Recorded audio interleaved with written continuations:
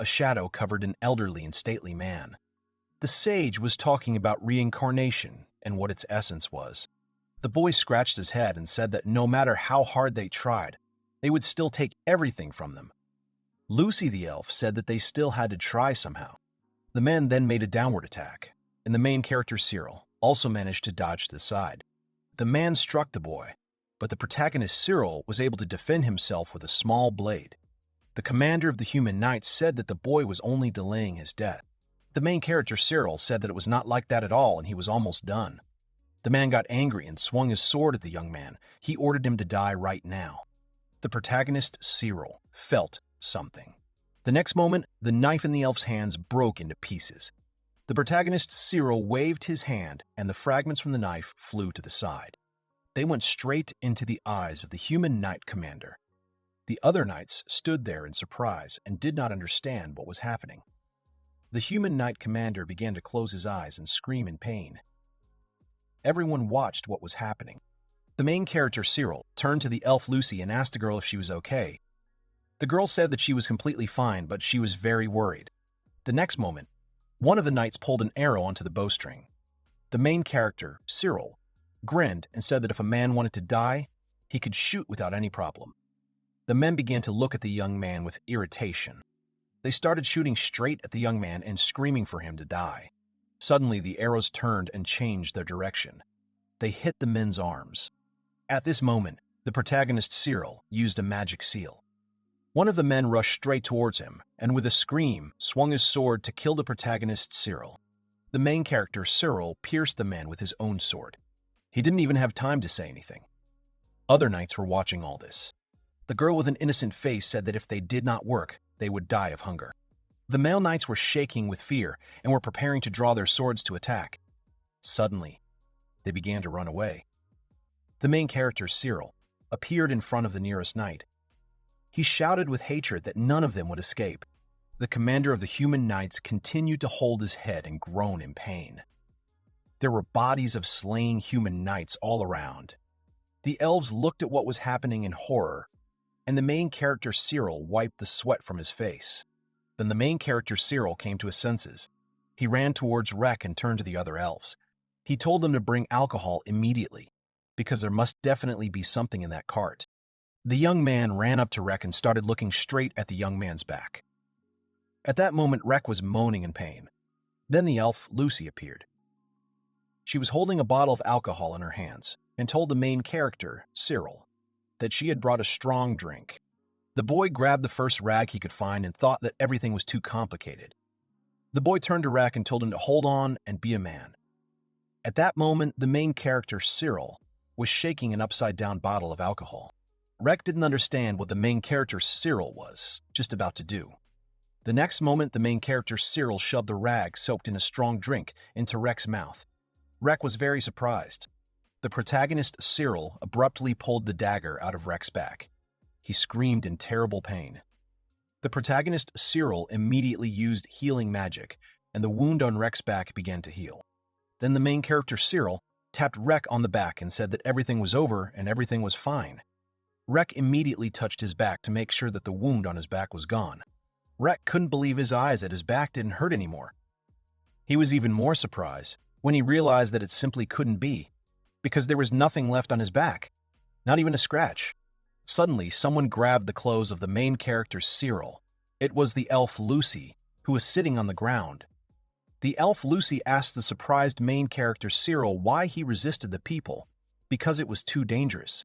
Hero Cyril told her that maybe it would be better that way, but he would rather die like that than work. Elf Lucy screamed and said that she was very angry. The main character, Cyril, said that he just wanted to protect the elf Lucy, and that's all. Elf Lucy sadly said that for her, on the contrary, the most important thing is that the young man is completely okay. The main character, Cyril, grabbed the elf Lucy by the shoulders and said that he simply could not live without her. When he came to, he already realized that he was eager to fight. Elf Lucy smiled and said that it was very similar to the previous main character, Cyril. The main character, Cyril, also smiled with a gentle smile and asked the elf Lucy if she really loved him more like this. The elf Lucy smiled and agreed.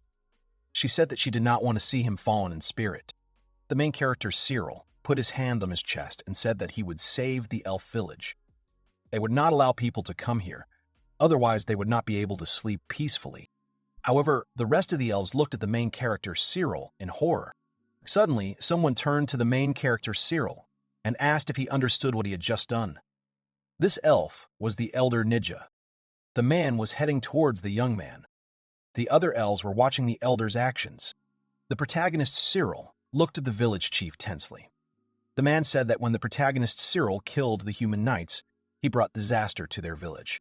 The main character, Cyril, clenched his fist and asked the village headman about the trouble, and then added that they were already in trouble. The main character, Cyril, said that it was not normal that they allowed them to do whatever they wanted with them. He confidently stated that they had to fight.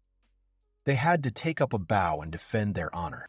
The main character, Cyril, screamed back and said that these monsters killed all of them, and last week these monsters did it on purpose in front of the children. The elder said that the father of the main character, Cyril, also thought so, and now everything is very sad, because he is in the grave together with those whom he called to speak out against the people. The protagonist, Cyril, responded with agreement that his father could not resist people. However, this does not mean that they will not be able to do it. He said that he can do it. He will protect the elf village. The headman Mage shouted and said that the young man is still a child, and pointed out that the young man is still a child, and pointed out that the young man is delirious. The protagonist, Cyril, said that he was not just saying that, and now he will prove it to them. The protagonist, Cyril, points and says that, first of all, they need food. He points out to the elves that they themselves know that their wheat reserves will run out in 2 months. He said exactly that that's why they need to attack the people's food depot and take the food from there. The headman Mage was surprised. He shouted and told the main character, Cyril, that he was a fool and he wanted to die. The main character, Cyril, confidently said that he would prove to all the elves that it was possible, and if he screwed up, they could always say that he had gone crazy and caused trouble. The elder Niji looked at the young man with tension. The headman of Nia responded with a glance and said that if only the young man would be responsible for this, then they would not bring trouble to the village. The protagonist, Cyril, asked if they were really ready to spend the rest of their lives as servants to humans. He asked if they really wanted to do that. The village chief Nije Tonk. Then the protagonist, Cyril, showed 2 fingers and said that, secondly, the knight's armor. He pointed to the knights lying down. The protagonist, Cyril, continued and said that it was impossible to pierce them with an arrow and difficult to pierce with a dagger. He looks at the armor and says that therefore he will make a weapon that will pierce this armor with 1 blow. The elf Lucy and the main character, Cyril, live in the same elven village, which was once blessed by nature. However, over time, humans began to destroy them with particular cruelty and dominate them. The elder was surprised and asked if this was even possible. The protagonist, Cyril, clenched his fist and said that he could do it. Once the weapon was ready, they would test it on this armor and it would not be him. The protagonist, Cyril, pointed to the elf, Lucy, and said that she would be the one to break through them. The protagonist, Cyril, puts his hand on his chest and says that he understands that the elves have little faith that they can defend their elf village, so he asks the elves to give him some time to prove otherwise. The protagonist, Cyril, continues and says that it will take him about 5 days to collect food from people. He would also need 5 more days to make the weapon. That would make 10 days for everything. At this point, the other elves were whispering behind their backs. Suddenly, someone said that he believed in the powers of the main character, Cyril. The main character, Cyril, looked at the speaker in surprise. It was the elf, Lucy. The girl said that he wanted to see their dream together with the main character, Cyril. She did not want to live such a life anymore. The girl looked at the elves and said that she no longer wanted to lose people close to her. She wanted to live in a world where they could all enjoy life. Suddenly, someone squeezed his hand and said that the elf Lucy and the main character Cyril were telling the truth and that they were not cattle. Rex said that since they were destined to die, they should die in battle. Everyone started saying that they needed revenge. The elder Niji started turning his head and looking at the rebellious elves. The elder screamed and began to calm down all the other elves in the village in a panic. He turned to the main character Cyril and then said that he agreed and decided to see what would happen. However, if the young man fails to fulfill his promises, you will hand him over as a violator of the regime.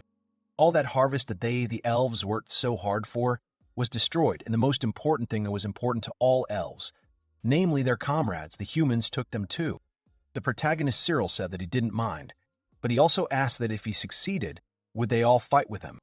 The young man looked at the elves, who smiled back at him and expressed their consent through their emotions. The elven elder raised his hand and exhaled. He said that he would look at everything, but first he needed to see the weapon, and then he would decide. Although the man doubted, of course, that the young man would be able to make it.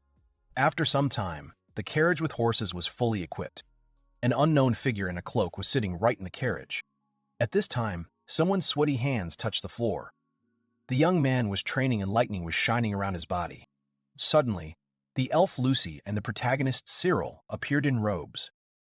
The protagonist Cyril told the remaining elves in the village that they were ready. He asked them all to wait, because they would be back soon. Elder Nihei approached the elves and said that if they did not return, he would tell the humans that the elf Lucy and the protagonist Cyril had killed the human army soldiers and escaped. In that case, they could hope for food supplies. The elder then looked at the elf Lucy and the protagonist Cyril and asked if they were sure they wanted to go alone. He looked at them and said that they would only die in vain. The main character Cyril put his hand out to the side and said that he was not going to risk his life and the life of the elf Lucy. He extended his finger upward and added that they would sneak into the base and quietly take all the food and nothing more. At this time, the elf Lucy's eyes sparkled. She told the main character Cyril that he was so cool. He had been pretending to be lazy all the time, but in reality, he was thinking of this insidious plan. The main character Cyril looked away, trying to avoid a direct hit from the elf Lucy. Then the elf Lucy thought about it and said that they just had no idea where this base was. They probably needed to look for some wide building in order to obtain the crystals of powerful mana from the hearts of elves, which appeared as a result of the death of elves. Every time people came to the village, they kidnapped 10 elves, and it is unclear what happened to them next. The main character Cyril smiled, and the elf Lucy said that she shouldn't worry about such cuties, because not long ago he asked the commander of the human squad, and he told him everything. At that moment, the elder looked at the protagonist Cyril with tension. He told the young man that he had changed. He asked, looking at the young man, what could have affected him so much. Elf Lucy smiled and said that the main character Cyril was still the same and he would not change at all. He simply became himself. That is, an ordinary elf, capable of doing whatever he wanted. So Elf Lucy and the main character Cyril set off on their journey, and the elves from the village saw them off. After a while, small lightning bolts were seen around the main character Cyril. Beads of sweat were running down his face. The main character Cyril was making strange sounds, as if he was in pain. The main character Cyril was holding on with all his might. When the lightning disappeared, he leaned his hands on the floor and began to breathe heavily. Apparently, he was in terrible pain and difficulty. Then, the young man took out some food and started eating it. At that moment, the elf Lucy called him. The elf Lucy turned to the boy and asked him what he was doing. She also said that the boy had been shaking all day and had eaten a lot of meat. The main character Cyril said that this is how he builds up his muscle mass with the help of magic. He also asked the girl if she knew that if you train a lot, everything can hurt the next day. The elf Lucy answered that it was just normal muscle pain. The main character Cyril agreed and began to tell that, destroying his muscles with constant training, he then restores them with the help of magic. As a result, the muscles become much stronger for a short period of time. He clenched his fist and said that if you do this constantly, the muscles become stronger little by little. The elf, Lucy added, and said that, in general, the main character Cyril does not become stronger. People specially took 10 elves to prevent all the remaining ones from dying out. The main character Cyril shrank, remembering all the past events, and thought that they were like cattle that people raised for further killing. The main character Cyril said that within 24 hours, the body becomes much stronger. He decided to show the girl how it works. The elf Lucy grabbed her throat and said that it became very difficult for her to breathe. The main character Cyril replied that if you take in air with all your might, as the girl was doing now, then your lungs and heart will become stronger. The elf Lucy was delighted and said that it was very cool. She added that the boy had probably been training like this for a long time, but he pretended that he was doing nothing at all. The protagonist, Cyril, hesitantly and awkwardly agreed and said that this was true. The elf Lucy also said that this was why the boy was always so sluggish. The protagonist Cyril thought that he would better not deny it. Then the elf Lucy looked at the young man carefully. She turned to the main character Cyril, who was chewing something at that moment. The girl said that she had a certain request. She asked the young man to teach her this magic. The girl was absolutely sure. The main character Cyril was surprised and asked the girl what she meant. He also said that it was impossible because the structure of this magic was too complex.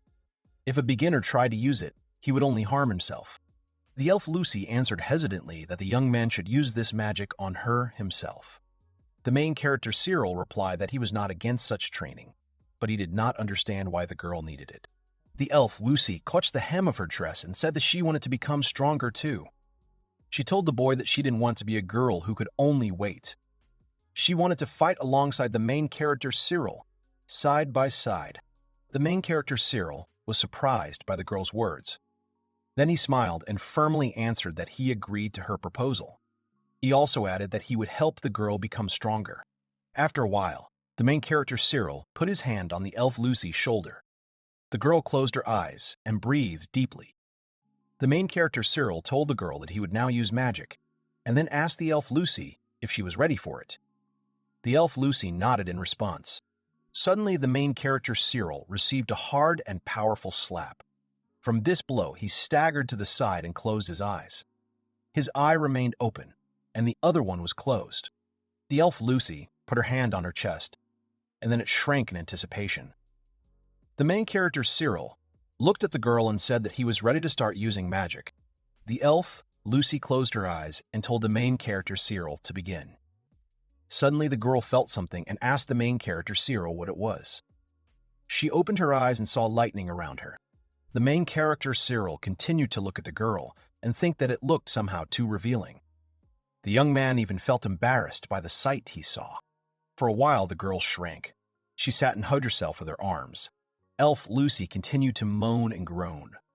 The main character Cyril laughed and told Elf Lucy that it was all over. He asked the girl how she felt. Elf Lucy was trying to catch her breath, and then goosebumps ran all over her body. She screamed and said that she was very sick and her whole body hurt very much. The main character Cyril stretched his arms forward and told the girl that he would now heal all the muscles. If you do this 3 times a day, your body will become almost perfect. He also told the girl to eat the meat. The elf Lucy began to gobble up the meat. The main character Cyril continued the lecture and said that meat contains the necessary substances for muscle recovery. If a girl wants to become stronger, then this meat is a must. The elf Lucy asked the young man why he decided to become stronger in this way. Since he could, like other elves, run through the forest and practice with a sword. The protagonist Cyril paused and then said that he had almost no time, and in order to become stronger using the usual method, he needed a lot of it. Besides that, he still had a lot of things to do. The elf Lucy called the main character Cyril. Her hand was shaking after the blow. The girl lowered her head, and her hair covered her face. The girl said that she had already told the boy that she would be angry. Elf Lucy asked the main character Cyril what exactly he wanted to do. Cyril replied that his greatest wish was to live happily with Elf Lucy. Of course, if she accepted his proposal of marriage, the elf Lucy became very embarrassed and started waving her arms. She turned to the young man and asked him why he had suddenly started talking about such things. The main character Cyril smiled and told the girl that there was still time, so she could take her time and think about his offer. Suddenly, the young man felt something. He took out the blade of the sword and began to wrap it with magical power. The main character Cyril was surprised that there were deer here. He threw the dagger straight towards the forest, and it was able to change its trajectory and hit the deer right in the neck. The deer began to fall to the ground. The protagonist Cyril approached the animal's body and took out a blade. He said that the deer's death was not in vain. A quiet night wind blew. After some time, the main character Cyril cut up the deer and made a fire. Elf Lucy was sitting next to the fire, clutching her knees with her hands. Suddenly, she heard the main character Cyril. The main character Cyril was carrying a deer on his shoulder and then asked Elf Lucy if she was worried. The elf Lucy approached the main character Cyril and asked the young man why he was so long and where he was. The main character Cyril apologized to the girl and said that he was late hunting, and then showed her a deer. The girl was surprised that in half an hour, the young man had butchered the deer and prepared it for cooking. The main character Cyril said that all this was for the girl to eat well, so he did not feel sorry for anything. Elf Lucy became embarrassed and thanked the main character Cyril. She said that it was not worth bothering so much for her. The main character Cyril took out his blade and said that they would start cooking. He spoke about how, thanks to reincarnation, a person's soul travels through different universes and rises to heaven, and then descends to earth and gains a real and tangible body. The protagonist Cyril put his hand to his face, covering the remaining mark from the elf Lucy's hand. He called the girl by name, and then continued to look at her with some surprise. The protagonist Cyril cut the meat and sprinkled salt on the cuts. Then he carefully kneaded and massaged it. The protagonist wrapped the meat in a sheet and tied it neatly. He explained to the elf Lucy, looking at the meat, that if it is wrapped in a leaf, it will not stink and will be cooked very well. The main character Cyril said that while the meat is cooking, they can eat reindeer ribs with herbs. He also mentioned that it was food-worthy of a chieftain's or hunter's table, and then asked the girl to try it. Lucy the elf reached for a piece and put it in her mouth. She also said that she was a little scared. Then the girl was surprised and covered her mouth with her hand. She said that the meat was very tasty. The main character added that the ribs were a little sweet, but very tasty. The main character Cyril added that the meat was ready. The elf Lucy was happy. Sometime later, next to the fire, there were only leaves with the remains of food on them. Elf Lucy apologized to Cyril and said that she forgot herself. The main character Cyril told the elf Lucy that he constantly watches his words and actions, but sometimes you can allow yourself to forget. The girl told the boy that he had changed and was becoming more like an adult, but she had always perceived the boy as a younger brother who needed constant supervision. She also says that she constantly spoiled the boy. The main character Cyril answered that he decided that he would protect the girl. The elf Lucy asked if the boy was really serious now. The main character, Cyril, clenched his fist and said that he would save their village, crush the empire, and live happily with the elf Lucy. Suddenly, Lucy started screaming and clenching her fists. She said that Rika, Lugana, Granny, and all of them wanted to live a long and happy life. But neither she nor they complained because if they ran away, someone else would definitely die. The elf Lucy smiled and said that she also wanted to live a happy life with the young man. She offered him to use all their strength to protect the village. Then she put her hand forward and said that before that, the young man promises her something. If he dies, she will grieve for the rest of her life, so she asked the main character Cyril, no matter what happens, to survive. The main character Cyril was touched. He took the elf Lucy by the hand and said that no matter what happened, he swears that they will survive. The elf Lucy smiled and agreed with the oath of the sorrel. They swore the whole world. The main character Cyril and the elf Lucy looked at each other. Suddenly, the elf Lucy said that she was ready to answer the main character Cyril's proposal. The main character Cyril said that the girl would answer as soon as everything was over. The girl was surprised and asked why exactly that was, but there was no answer. Sometime later, the protagonist Cyril and the elf Lucy were sleeping in a carriage. The protagonist Cyril looked at the elf Lucy and thought that even being next to him, she was sleeping so peacefully. The main character touched the girl's face, and she began to smile. He said that someday they would definitely live happily together. Then the young man hugged the girl, and they fell asleep together. The next morning, the young man got out of the carriage. The elf Lucy was sitting on her horse and watching her carefully. Suddenly, she heard footsteps and looked away. The main character named Cyril came up to her and said that they were staying here. He turned to the elf Lucy and asked her to hide the horses. The young man stroked the horse. The elf Lucy looked at him and with a sad expression on her face asked the young man to survive. The main character named Cyril gave the girl a thumbs up and told her not to worry because he would also return with souvenirs. The elf Lucy smiled back, then waved her hand and asked the main character Cyril to come to her for a minute. The girl began to cry. She continued and said that, however, they were still alive. So she asked the protagonist Cyril not to think of saying that it was better to die, because if that were the case, the young man should have run away immediately. The young man approached the girl, and the elf Lucy suddenly kissed him on the cheek. The main character named Cyril was very surprised by the girl's action. He leaned his hand against his face, namely the place where the elf Lucy kissed. The elf Lucy said that it was some kind of a talisman for good luck. The main character named Cyril noticed her reddened ears and smiled.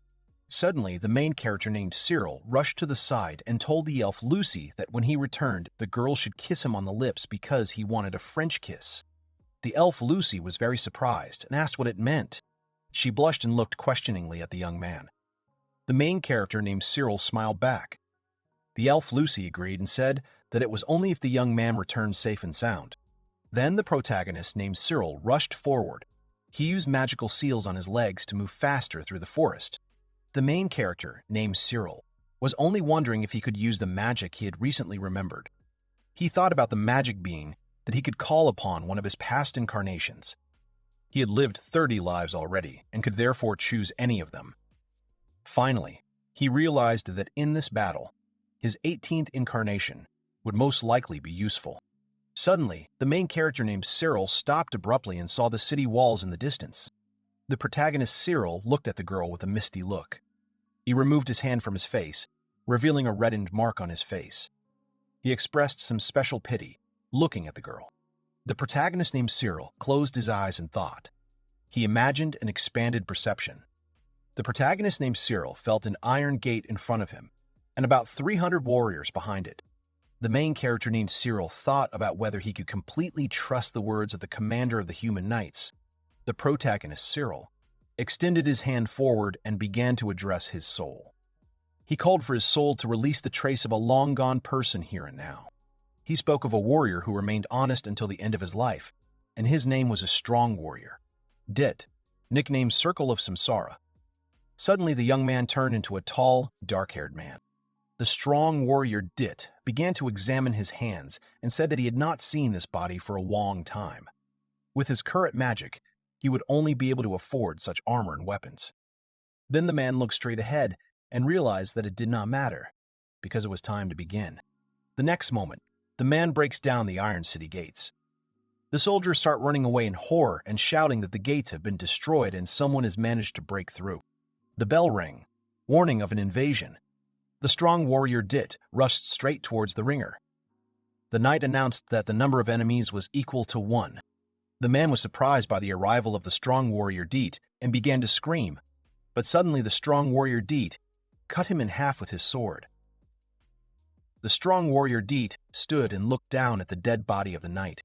Then, the strong warrior Dit apologized and said that he needed to somehow replenish his magic. The strong warrior Dit used the soul absorption skill, but was suddenly distracted by a warrior who was rushing straight at the man and insulting him. The strong warrior Dit swung his sword and began to chop down human guards left and right. He remembered the childhood of the protagonist Cyril and screamed furiously, swinging his blade. Suddenly, the main character Cyril moved forward. He caught up with the elf Lucy and said that he would run away next time. The elf Lucy was surprised by the words of the young man and opened her eyes. The guards did not understand what kind of monster it was. They began to scatter. The commander of the guard squad ordered the rays to get ready. He ordered them to surround the attacker and shoot. The archers pulled their arrows and then started to launch it straight at the strong warrior Dit. There were a lot of arrows and the strong warrior Dit tried to fight them off. But suddenly one arrow hit him right in the face. The knights began to rejoice and say that they had managed to defeat the fearless and strong warrior Dit. However, the joy did not last long, because the next moment the fearless and strong warrior Dit appeared right above the man's head and was already swinging his sword. The man only had time to shout that nothing had happened, as his body was already cut by the sword of the fearless and strong warrior Dit. The fearless and strong warrior Dit continued to attack the remaining warriors, who in a panic did not understand what to do. Someone stood frozen, and someone tried to run away. After some time, all the knights were killed. The fearless and strong warrior Dit continued to climb the stairs. He entered the room where food supplies were collected. The fearless and strong warrior Dit stood silently. Then he covered his face with his hand and was very surprised. The fearless and strong warrior Dit realized that people had both flour and mead. He was very surprised that there was so much food here. Then, the fearless and strong warrior Dit used the storage chest. This was a special skill that only the fearless and strong warrior Dit himself could use. This chest could easily hold a large number of items. The fearless and strong warrior Dit decided to take everything he could, and then he was left with only his equipment. The fearless and strong warrior Dit realized that this was all he could gather, so it was time to go back. Magic seals began to appear at his feet. Then he ran out into the street, where archers had already started shooting at him. The fearless and strong warrior Dit put his sword forward, defending himself. He ran at such a high speed that the archers could not hit him with their arrows. Elf Lucy turned around and extended her hand forward towards the boy. Elf Lucy asked the protagonist Cyril to stop. She apologized to him and said that she accidentally crossed the line. The guards shouted that the intruder had escaped. Someone ordered to jump on horses and go in pursuit of the intruder. The fearless and strong warrior Dit ran out of the fortress and headed straight into the deep and dense forest. The main character Cyril thought about an elf named Lucy. At that moment, an elf named Lucy was sitting, wrapped in a blanket and thinking about something, looking at the moon. Her face was already sleepy and tired. Suddenly, the main character Cyril called her, leaning his hand on the wall of the carriage. The young man was out of breath. He told the girl that he had returned to her. The elf named Lucy was very surprised, and then screamed and called the main character Cyril. She threw herself into his arms. The main character Cyril asked the girl if she was really worried about him. An elf named Lucy started crying. She said that she was so glad that the main character Cyril was safe and sound. She also added that she was very worried about him. The main character Cyril told the girl that he was able to take food from the human warehouses, so he could not die without tasting the girl's kiss. The elf named Lucy smiled and said that now the main character Cyril must take responsibility and kiss her. The main character Cyril said that he would do it with pleasure, and called the elf named Lucy a princess. Suddenly, he began to fall. The elf named Lucy got scared and asked the main character Cyril what was wrong with him. The young man said that he needed to sleep and everything would be fine. He said that while he slept, the girl should stay here. If people found them, she should leave him and the horses and run away. The main character, Cyril, passed out and an elf named Lucy started screaming and calling him. Elf Lucy clenched her fist next to the ornament on her neck and said that she wanted Cyril to try his best, like he could do before. She wanted the boy to one day gather his strength and say that he would rule the elf village. After some time, the main character Cyril was unconscious. He heard a voice in his head asking him what it was all about. The main character Cyril opened his eyes. He saw the fearless and strong warrior Dit, who said that the main character Cyril had all his knowledge and skills, but for some reason he fought so poorly. Then the protagonist, Cyril, saw a man with long blonde hair who said that apparently the protagonist, Cyril, has not yet accepted his past lives, and his body and magic are very weak. The man says that at least the protagonist, Cyril, can do something. The protagonist, Cyril, began to speak and asked if he could really become stronger. His other incarnation said that an elf named Lucy was like the girl who became the anchor for their lives, so he says that he will help the protagonist, Cyril, protect her. The protagonist, Cyril, screamed and told the man that he was wrong, because that was not why the protagonist, Cyril, fell in love with her. His feelings for her developed gradually as they grew older. The next reincarnation said that the current him has a weakness for independence, although he does not mind, because he will always be next to Cyril. So the young man should not forget something. If he surrenders, they will immediately take control. The protagonist, Cyril, asked if they really won't try to take over his body. Another incarnation said that there was no point in this. His living emotions were their only entertainment now. The main character, Cyril, smiled and asked if it was really true. He also told them to enjoy his life and he would show them the happiest ending. The reincarnation said that it would be wonderful because they did not want any more tragedies. The world in which the young man lived was special to them, because if only they could save her. The main character, Cyril, thought about what the elf Lucy said. He thought about his old self.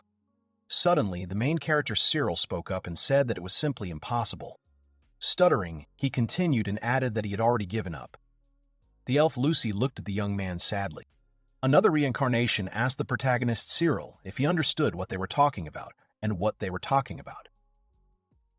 He summarized all the reincarnations and said that they were unable to save her. The protagonist, Cyril, was very surprised. The next moment, the bright sun shone, illuminating the main character Cyril and the elf named Lucy. The young man covered his face with his hand and asked if it was really morning. Suddenly, he heard the cry of an elf named Lucy, who told the main character Cyril not to be idle, because if he shirks work, everyone will be unhappy. The main character, Cyril, looked at the elf named Lucy, who was sleeping next to him. The main character Cyril addressed the elf named Lucy by name and said that they used to sleep like this often. He remembers the past, where the little elf named Lucy and the main character Cyril slept together. The main character Cyril started to cover the elf named Lucy and said that he thought it was time to relax a bit. Then the main character Cyril heard the wind and wondered what was going on around him. The wind was blowing fallen leaves off the trees. After a while, the elf named Lucy opened her eyes and realized that it was dark around her. She stood up and began to look around to figure out where she was. The girl realized that she was in a carriage. Then the girl opened her eyes and remembered Cyril.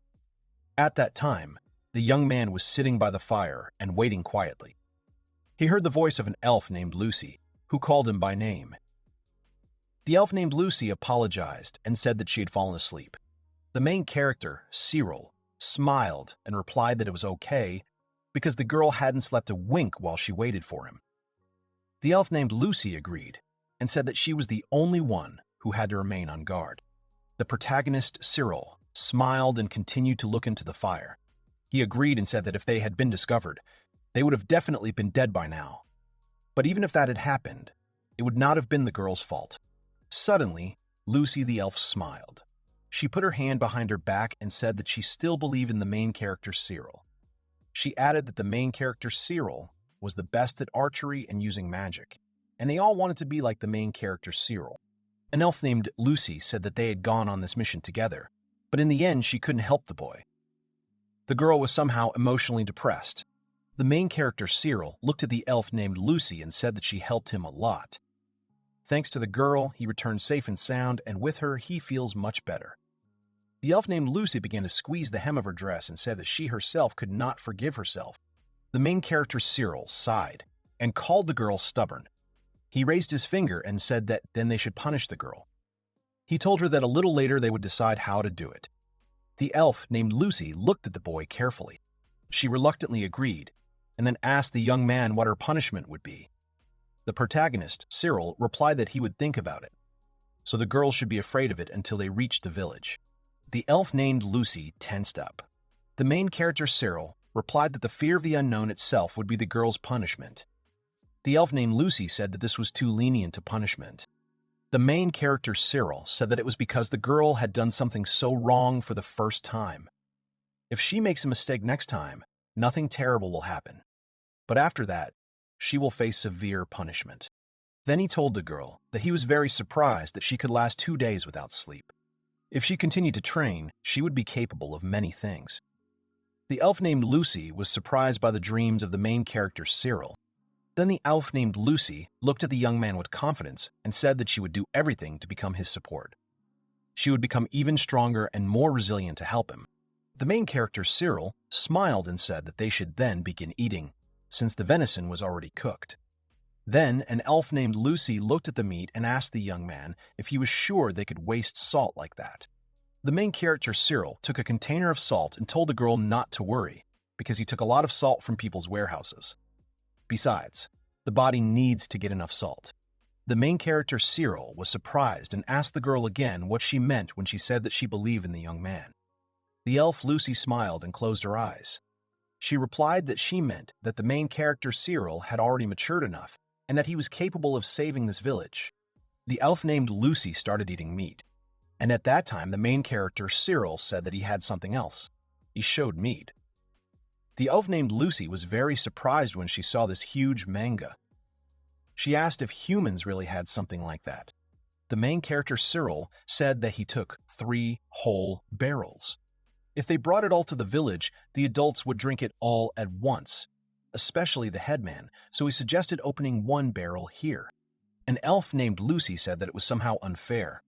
The main character, Cyril, began pouring mead into a mug and said that then he would drink it all alone. The elf named Lucy held on with all her might, looking at the beautiful drink. She even crossed her arms in a plea for helplessness. At this time, the main character Cyril began to drink a delicious drink. He said that it was a very sweet drink, and it was not in vain that he risked his life and got into the warehouse. The young man's face was very happy.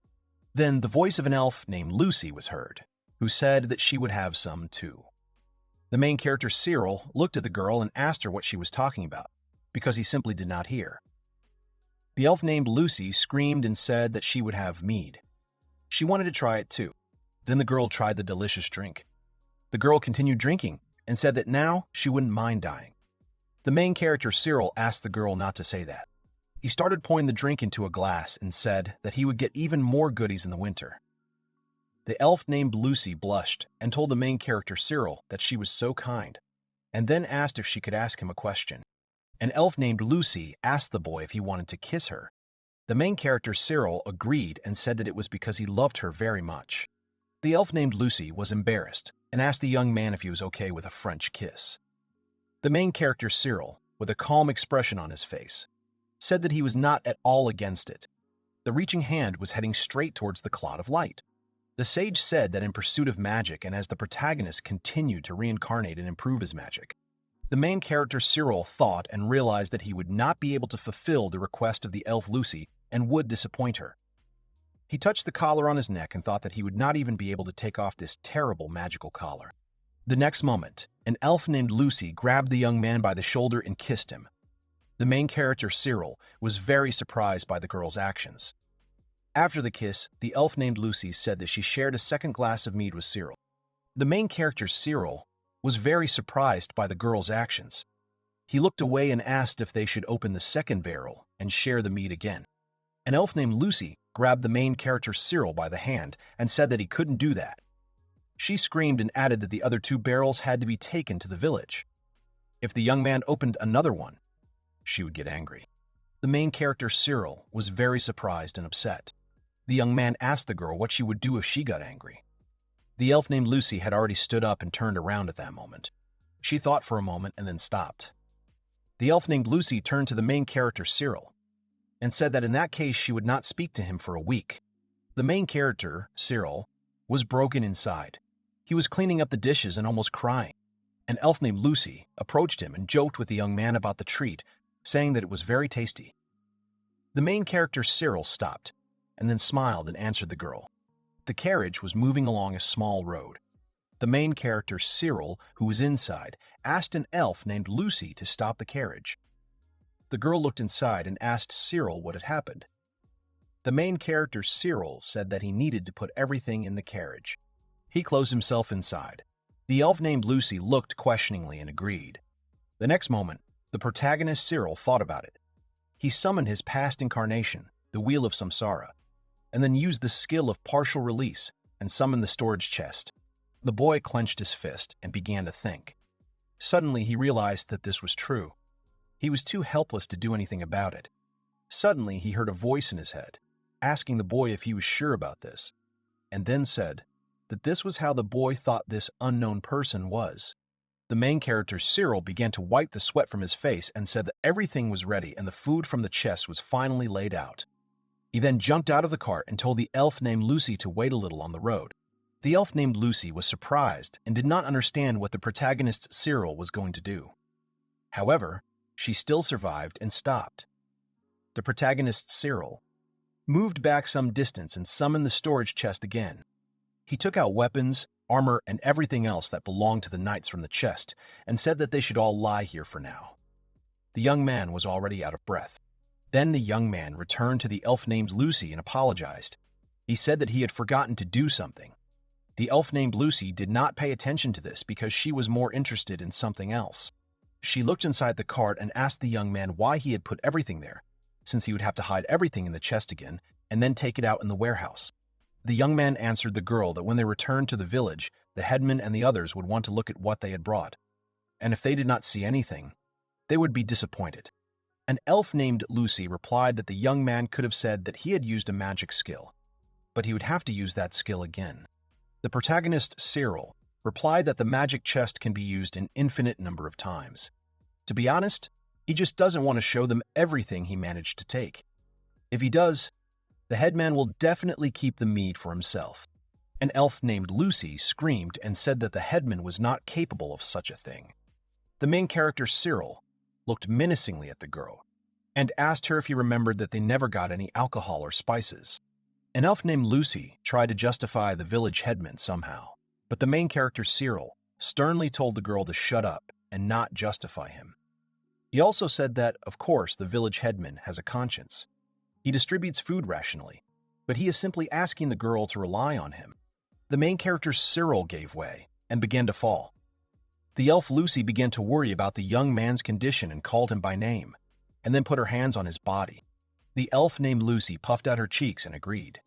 The main character, Cyril, smiled and thanked the elf named Lucy and asked her not to fuss in vain.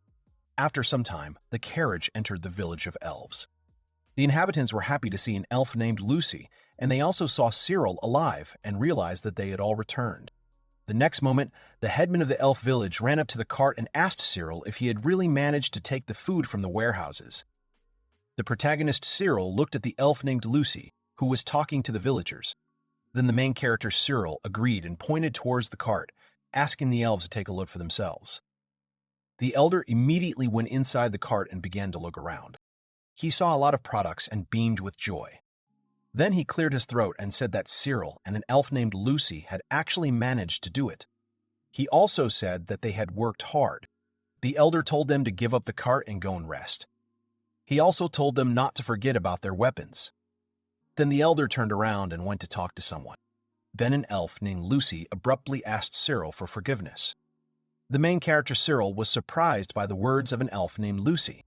The next moment, an elf named Lucy called all the villagers and said that the main character, Cyril, had taken a lot of food. She showed them delicacies and meat and asked everyone to look at the cart. The headman looked menacingly at the elf named Lucy. The main character, Cyril, realized that problems had begun. He took the elf named Lucy by the hand and asked the girl why she did this. The elf named Lucy replied that she wanted everyone to see how hard the boy had worked for them. Otherwise, the village headman would take credit for all of his accomplishments. Besides, these products were for everyone. The main character, Cyril, stood silently. He said that they would talk when they returned home. The main character, Cyril, leaned his head on his hand and tried to somehow come to his senses. The elf, Lucy, excitedly asked the young man if everything was okay with him. The main character, Cyril, agreed and said that everything was fine with him. After some time, an elf named Lucy told Cyril that it was already painful for her to sit in this position. The protagonist, Cyril, said that this position was just right as a punishment. The elf named Lucy replied that these punishments were stricter than the previous ones. The main character, Cyril, replied that it was because the girl had done it on purpose this time. The elf, Lucy, apologized and said that she couldn't let the headman take the best of everything for himself. The main character, Cyril, replied that she understood what the girl felt, but with this act he just wanted to appease him. The elf named Lucy does not understand what the main character, Cyril, is trying to tell her. The main character, Cyril, replied that in order to continue helping the village, he needed the elder's permission, and thus he wanted to bribe him. An elf named Lucy said it was weird to do things behind your back and added that it wasn't like Cyril. The protagonist, Cyril, replied that this time they had failed to gain the favor of the headman, so they needed to choose a different strategy. He realized that they needed to make all the elves in the village allies, and then the elder would simply not be able to ignore him. Only it will take a little more time, and they don't have that. An elf named Lucy said that she understands that the main character, Cyril, is angry with her. The protagonist, Cyril, replied that he had nothing against the elf named Lucy's desire to interfere with the headman. However, by her action, she also betrayed his faith. The elf named Lucy began to cry and apologize. The protagonist, Cyril, sighed and said that he wanted the girl to realize the consequences of her actions. He is glad that the girl wanted to help him in this way, but he tells her that she can change her position and then apologizes to her for making her feel bad. The main character, Cyril, looked at the girl and said that he thought it was time for them to get back to work because he couldn't be angry with the girl at such a difficult time for them. Elf Lucy puffed out her cheeks and told the young man to do everything in his power so that she would not be angry with him. The main character, Cyril, laughed and said that Elf Lucy expected too much from him. Elf Lucy smiled and said that it was not that much, because the main character, Cyril, could easily handle it. The main character, Cyril, looked sadly at the girl. He felt that his heart was aching because he didn't want to admit that he was powerless and pretended that he had already given up. At that moment, the young man squeezed his hand in his chest as if clutching his heart. Suddenly, the young man again heard an incomprehensible voice, which said that the young man was turning a blind eye to everything only because he did not want to use weakness as an excuse. The voice asks the young man if he is ready for this or not. Anyway, sooner or later, he will lose the only thing that is most important to him. The main character Cyril shrank and ordered the unknown to be silent. He finally reached his 20th reincarnation, and he suddenly felt that something had happened to all his emotions. He suddenly opened his eyes wide in surprise. Suddenly, the elf Lucy called out to him and asked the young man excitedly if he was really okay. The main character Cyril shouted back and said that he was absolutely okay. He grabbed the girl by the hand and told her to hurry up and go. The elf Lucy looked at the boy's back with excitement and remained silent. Some time later, the village was quiet and calm. A young man with blonde hair and a short haircut was tying up a small haystack. He turned to the main character, Cyril, and said that he had arrived very late. The girl with dark hair, braided into braids, said that as punishment, the young man would go without lunch. The main character, Cyril, laughed and asked the boys to have mercy on him. He has no other joy in life except food. The girl replied that the young man was shirking his work. The main character, Cyril, laughed and started to take the pitchfork. He awkwardly said that the girl was absolutely right. Suddenly, the protagonist, Cyril, sensed something. He heard the neighing of armored horses heading straight for their village. The elves cried out that humans had arrived. At that moment, knights in armor were riding horses. The knight who was in front of everyone turned to the elves and called them cattle. He stopped and the horse reared. The knight continued and said that they would take 3 more of them. The man continued and said that the humans were too busy trading on the black market and had exhausted their stock of magic stones.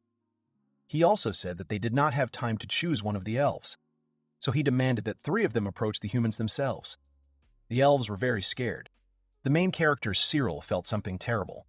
He was very surprised and did not understand what was happening. The young man clenched his teeth and said that it was simply unfair. He met a beautiful elf and realized that at that moment he decided that it was time to put an end to this, and he stopped trying to master magic. One of the knights approached the commander and said with a grin that they should decide quickly themselves. The commander looked at his subordinate and agreed with him. The knight in armor began to approach the short-haired elf. The young man became frightened and began to turn away to run away. Tears began to flow in his eyes. The next moment, the knight in armor pointed his sharp blade straight at the young man. The blade hit him in the back. The young man screamed in pain and closed his eyes. The knight looked at the lying elf and said that they already had one. Then he grabbed the braided girl by the hand and said that they had a second elf too. He came so close that the girl shook with fear, and tears appeared in her eyes. The main character, Cyril, watched in horror as the knights began to take away Shuri and Rek. Suddenly, a hand of one of the knights began to approach him. The main character, Cyril, thought that the knights needed another elf. He hoped that at least it would not be the elf Lucy. A hand reached out towards the protagonist, Cyril, and the knights said that they would choose him. The protagonist, Cyril, smiled with relief and thought that it would not be the elf Lucy. At this point, the elf Lucy stood between the main character, Cyril, and the knight and asked them to stop. She said that she would go instead of the main character, Cyril. The main character, Cyril, was very surprised by the girl's words. He called the elf Lucy in horror. There was no emotion on his face. Elf Lucy shouted that the knights needed 3 elves. She said that she would go herself instead of the main character, Cyril. The protagonist looked at the elf and thought that he had begun to search for the person who shone brighter than anyone else, deciding to connect his life with him. However, after his 31st reincarnation, his fate began to change. The knights started laughing and telling the main character, Cyril, that he was being protected by some girl. Suddenly, the knight's commander started taking off his helmet and said that it would be better for them. The man smiled and said that the girl was probably ready to cry, that for the sake of her lover she would have to sacrifice her body. He approached the girl and began to lick her face, and then put his hands where he shouldn't have. Legs began to shake. She told the knights to take them and leave already. The main character, Cyril, was shaking with fear and thought about Elf Lucy. Suddenly, he heard the Elf Lucy scream, calling the main character. The main character, Cyril, opened his eyes in surprise. The girl turned towards the young man and smiled. She said that she believed in the main character Cyril because even without her, everything would be fine for him. The young man remembered something secret. The main character Cyril began to shake and think about the elf Lucy. The next moment, he clenched his fist and in a fit of rage demanded the Knight Commander not to touch the girl with his dirty hands.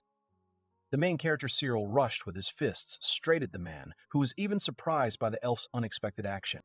However, the man stopped the main character Cyril's attack with his hand. The main character Cyril was surprised that his attack was stopped. The man looked at the main character Cyril haughtily and pouted his lips. Then capillaries appeared in his eyes. He got angry and asked the main character Cyril if he really thought of playing with them. The next moment, he struck the protagonist Cyril with his fist. The blow landed right on the protagonist Cyril's stomach area. The protagonist Cyril fell to the ground and doubled over in pain. He started coughing from the strong blow. The elf Lucy stood not far from the young man. She got scared and turned towards the protagonist Cyril. The girl called him by name. The Knight Commander looked down at the young man. He smiled arrogantly. The man called the main character Cyril a weakling and asked him what he intended to do with such a pathetic and insignificant body. Sometime later, the bright sun was shining on a small village that was located among high mountains. A young man with blonde hair and pointed ears was lying on his bed and thinking that he hated this village. He looked at the protagonist Cyril, who was looking at the man with hatred. The Knight Commander approached the protagonist Cyril and said that they would take him with them too. The protagonist Cyril was very surprised. The elf Lucy screamed and approached the man. She asked him why they wanted to take the main character Cyril, because they already had 3 elves. The girl forgot in a panic and did not understand what to do. The Knight Commander turned to the girl and said that he had decided to take her for himself, so they needed another elf. The main character Cyril looked at the man in surprise, and the deputy held his stomach. Elf Lucy said in shock that this couldn't be. The man grabbed the main character Cyril by the hair and told the elf Lucy that if this elf was so important to her, she should choose another elf.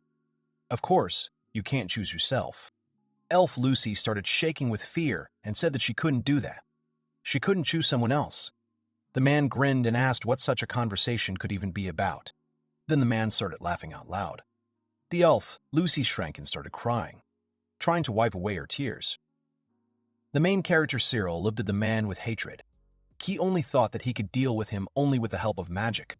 The young man began to create a magical seal, but suddenly the collar on his neck began to glow. The main character, Cyril, grabbed his head and closed his eyes from the sharp pain. Suddenly, the man hit the main character Cyril, causing him to lose his balance and fly to the side. Suddenly, a girl with beautiful and long hair approached him. She was glad that she could find a fair-haired young man. The young man was leaning on huge, crumpled haystacks. The man kicked the elf. He hissed and told the protagonist Cyril to rest. Without magic, they were all nothing more than cattle. The main character Cyril was lying on the ground. His hand was shaking slowly. Tears were pouring from the eyes of the young man. He was thinking only that if he had magic, everything would be different. Suddenly, something entered the consciousness of the protagonist Cyril, or he himself entered his consciousness. An unknown voice told the protagonist Cyril not to look away. It shows him his real body, which was excellent. The voice asked the protagonist Cyril to accept his essence, to copy the movements that his soul remembers. The eyes of the protagonist Cyril began to glow, and he gained his power. The next moment, the foot of the protagonist Cyril firmly stepped on the ground. The protagonist Cyril rose from the ground and began to straighten his silhouette. The young man began to approach the commander of the human knights. He looked questioningly at the main character Cyril and asked what he wanted and whether it was possible that he had lost his mind from his harsh blow. At this moment, the main character Cyril waved his hand and began to squeeze it into a fist. The main character Cyril continued to have bottomless eyes. The young man thought that his vision and mind began to clear. The boy realized that information seemed to appear out of nowhere in his head. He realized that he was becoming someone else. Then the boy smiled and called the elf Lucy. The main character Cyril looked towards the elf Lucy and asked the girl not to worry because he cannot allow the human knights to take the girl away. He asked her not to worry because he would deal with them now. The elf Lucy looked at the young man in surprise.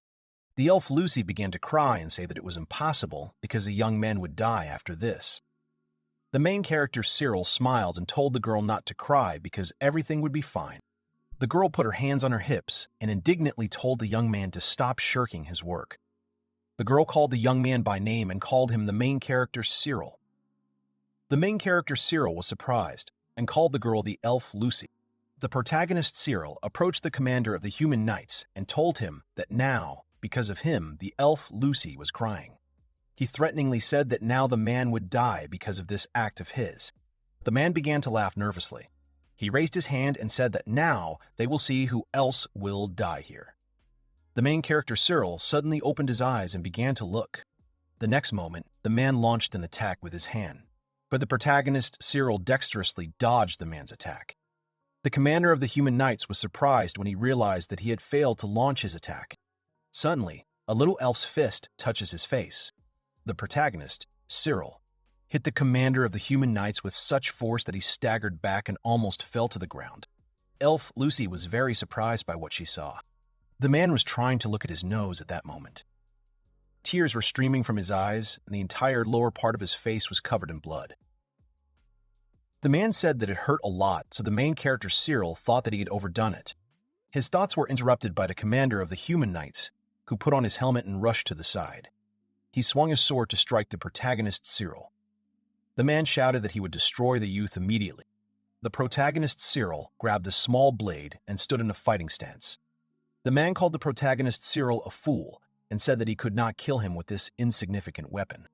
The man made a sweeping attack with his sword, but the protagonist Cyril managed to crouch and dodge the attack. An elf girl named Lucy was sitting on the floor with her legs numb and in an uncomfortable position as punishment from Cyril. She was crying while sitting on the floor and told him that her legs were so numb that she felt like she would never be able to stand normally again. The main character, an elf named Cyril, answered the resident with a smile that he could do it, but gave him a choice. He would walk for the rest of his life with an incorrectly healed bone, or endure severe pain, but would set his arm.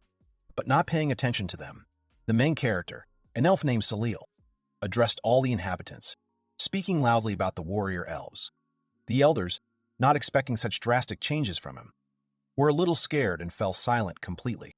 The main character, an elf named Cyril, continued by saying that the warriors of the past with a bow could defeat anyone, and with the help of bows they repelled any attack. All the villagers, the elf girl named Lucy, and all the elders stared at him, listening to all his words. The main character, the elf named Cyril, continued saying that 5 years ago their arrows protected a village and that they would be worthy of their memory. He did not know about this. Then the main elf hero named Cyril told everyone that he would now show what his bow is capable of, and began to demonstrate. Having politely bowed to all the inhabitants, the main elf hero named Cyril paid tribute in the name of the great warriors. Then the main character, an elf named Cyril, handed over his crossbow to the elf girl named Lucy, supporting her. But at that time, the elf girl named Lucy worriedly asked him that suddenly she would not succeed. But suddenly taking the hand of the elf girl named Lucy, the main character elf named Cyril smiled at her and told her not to hide her courage, otherwise he would punish her. The elf girl named Lucy looked at Cyril with a slight smile, saying that he could joke even at such a moment. The main character, an elf named Cyril, held her hands and supported her, telling her firmly to do everything like in training. The elf girl named Lucy agreed with him and resolutely took the crossbow. She looked at the main character elf named Cyril and then aimed through the crossbow, preparing to shoot. Then, holding a crossbow with one hand, the elf girl named Lucy easily shot at the armor that was worn on the wooden mannequin. While waiting and smiling, the main character, an elf named Cyril, asked the villager what he would choose. The villager answered that he would endure the pain, but would set his arm. The arrow, flying at high speed, hit the armor directly and passed through it, creating a hole in it. All the elders who were watching this opened their mouths in shock, not believing their eyes. All the villagers were also surprised by this and began to rejoice joyfully and praise Cyril's arrow. All the villagers joyfully said that this small bow could pierce anything, and that they would be able to fight with this bow. The main character, an elf named Cyril, after the shot, an elf girl named Lucy happily approached her, hugging and congratulating her. Then they shyly accepted all the praise and happy faces from the residents. The elder, unable to bear it, suddenly shouted irritably, saying that the main elf hero named Cyril had cheated and pierced the armor in advance. They blamed Cyril for pulling the bowstring in advance so that Lucy could shoot. Then, after hearing the elder's complaint, the main elf character named Cyril turned to the elf girl named Lucy and told her to do as they had taught her at night. The elf girl named Lucy nodded to Cyril, understanding his thoughts. The elf girl named Lucy pulled the bowstring of the crossbow with her foot and prepared to shoot again. Then the elf girl named Lucy took the finished crossbow into her hands and told the main elf character named Cyril that she was ready to make another shot. The main character, an elf named Cyril, supported her with a smile, saying that she could do it. The elder looked at the armor with a hole and said irritably that every shot the elf girl named Lucy would not be so accurate. The main elf hero named Cyril answered him seriously that training is needed to shoot down an enemy with one shot. The main elf hero named Cyril also added that an arrow shot by a brave man's hand always hits the target. And then the elf girl named Lucy shot at the armor again and again hit the target, piercing it right through. After some time, the main character, an elf named Cyril, was setting the villager's arm back into place with his magic. The villager was sitting on a chair with a rag in his mouth and suffering terrible pain. All the inhabitants began to rejoice even more joyfully, and the elders were still stunned and surprised, opening their mouths.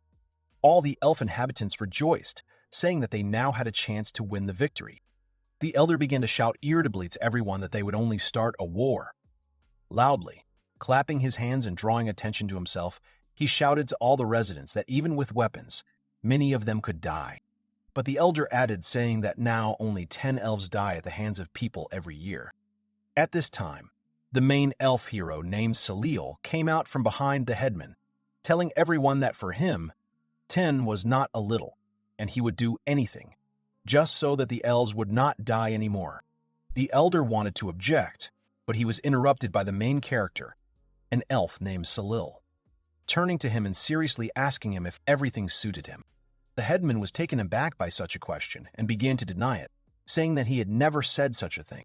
Then the main character, an elf named Cyril, answered that since the future of the village was in the hands of the inhabitants, he wanted to listen to them all. Then he loudly asked those who wanted to live as before to raise their hands. Then only the elders raised their hands. Then only the elders raised their hands. Then the main character, an elf named Cyril, asked those who wanted to fight for freedom to raise their hands. And at that moment, all the villagers joyfully raised their hands. After this, the main character, an elf named Cyril, turned to the headman, saying that he could not ignore so many residents. The elder cursed, clutching the fabric of his clothes, and angrily shouted at Cyril to shut up and added that he would not discuss anything here and that the conversation was over. After that, all the elders left the site in an irritated mood. After the treatment, the main character, an elf named Cyril, said that that was all and that everything should be fine in the future. Watching the elders leave, some villagers approached the main character, an elf named Cyril, asking him if he could make other weapons, as well as powerful bows like his. The main character, an elf named Cyril, answered everyone that he could do it and added that he would work to protect them and hope for their help. The main character, an elf named Cyril, suddenly bowed to them respectfully and asked everyone to trust him. Then all the residents supported him, saying that they would follow him and would not let him down. Suddenly, Cyril was happily hugged by an elf girl named Lucy, saying that everything went well. The main character, an elf named Cyril, hugged her back, saying that a war could soon begin. The elf girl named Lucy, still hugging him, looked at him with a sad smile, answering him that now she would know that he would be by her side. The main character, an elf named Cyril, hugged her tightly and, closing his eyes, promised that he would not leave her alone. Then the main character elf named Cyril lifted the girl elf named Lucy up, holding her waist and cheerfully telling her that she was too thin, and told her to eat more meat. The girl elf named Lucy was embarrassed by the sudden impulse of the main character elf named Cyril. The main character, an elf named Cyril, looked at the girl elf named Lucy from below, still holding her head up, and said he wanted to feed her to her fill, thinking that he needed to go hunting.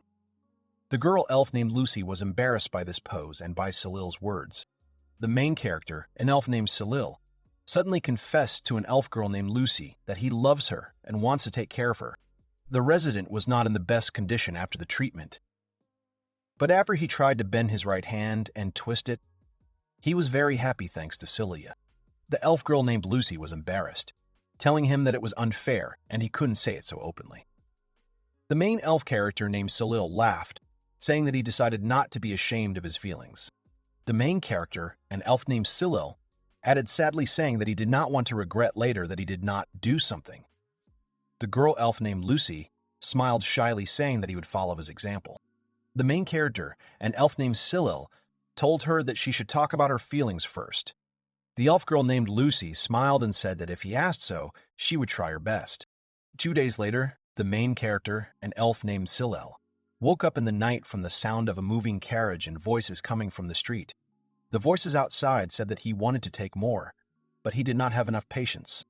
At that moment, right next to the moving carriage, a trap was triggered on a tree, which made a loud sound, from which many residents began to wake up to understand what it was. All the residents began to leave their homes right on the street, not understanding what was happening. Then the main elf character named Cyril stood in front of the carriage, blocking their way. The main elf character named Cyril looked at the carriage and asked what the elder was doing in the middle of the night. The elder, sitting on the cart, was very surprised by his arrival. The main character, an elf named Cyril, threateningly told him that he would not move from the spot until the elder explained himself. The elder became very angry and shouted at Cyril to shut up and get out of the way. Suddenly, at that moment, something touched the leg of the horse to which the cart was tied. The horse must jump up and move in different directions out of fear, thereby shaking the cart itself and the people in them.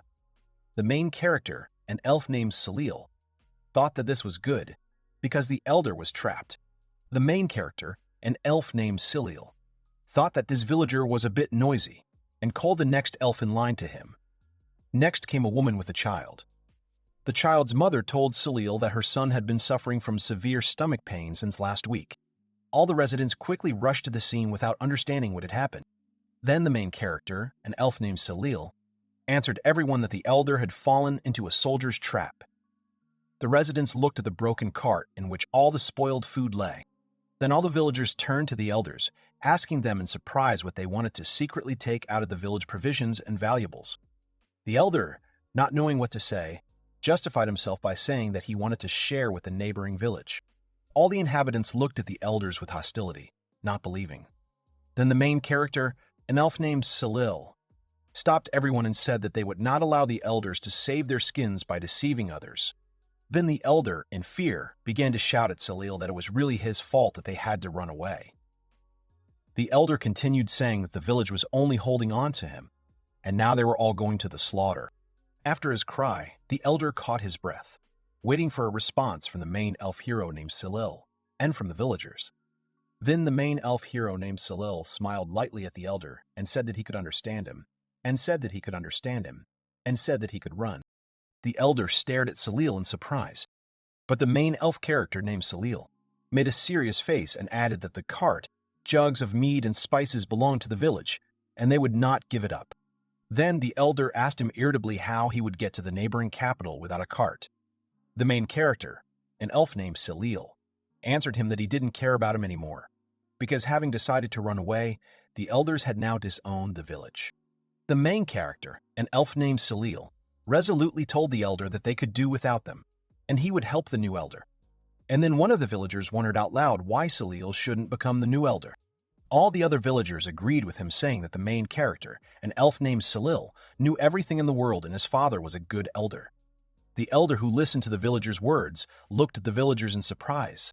The main character, an elf named Cyril, asked her seriously about the child's symptoms. The child's mother listed vomiting, fever, and added that the child had no appetite. The main character, an elf named Cyril, was a little uncomfortable with the words of the inhabitants. At this time, the elder irritably shouted to all the residents that they were serious and had forgotten whose fault it was that so many elves died. And the main character, an elf named Cyril, was the son of this culprit. Then the main character, an elf named Cyril, irritably answered the elder that he, like his father, would not give up, and he made weapons for everyone. At this time, the elder remembered his words and pointed at Cyril, saying that he was a copy of his father and that he too would cause trouble here. The main character, an elf named Cyril, could not say anything to the elder. But suddenly at this time, an elf girl named Lucy came out saying that the main character, an elf named Cyril, showed what he was capable of, and that he created a weapon and cured all the inhabitants of the village. Standing in front of everyone, the elf girl named Lucy continued to say decisively that if the main character, the elf named Cyril, said that they would win, then she would believe every word he said. The main character, an elf named Cyril, was very pleased by her words, and he smiled shyly. The elder looked at everyone and looked down in disappointment, asking himself where and in what way he had gone wrong. Then the main elf hero named Cyril raised his hand and confidently called upon the elven people. The main character, an elf named Cyril, swore to everyone that he would not disgrace the honor of their great family, and as the new elder, he would lead them to victory for the prosperity of the village. The main character, an elf named Cyril, used his magic to look inside the child with his eyes and noticed appendicitis in the child's stomach. The child's mother worriedly asked Cyril if he could cure her child, and all the villagers voluntarily bowed to him in allegiance. At this time, it was already getting light. The main character, an elf named Cyril, stood and felt the first rays of the sun and told all the inhabitants to trust him, because they were of the same blood and he would not let them all down.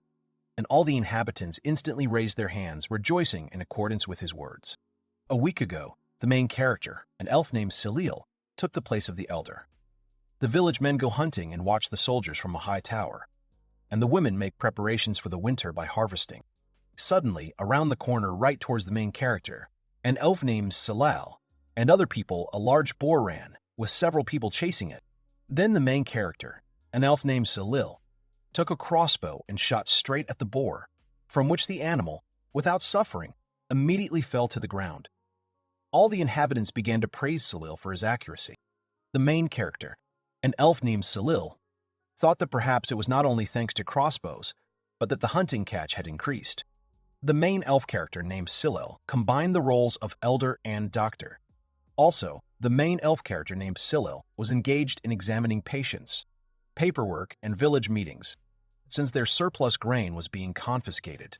The main character, an elf named Cyril, began to think about growing new types of plants. Meanwhile, the main character, an elf named Cyril, and a girl elf named Lucy were busy with plants.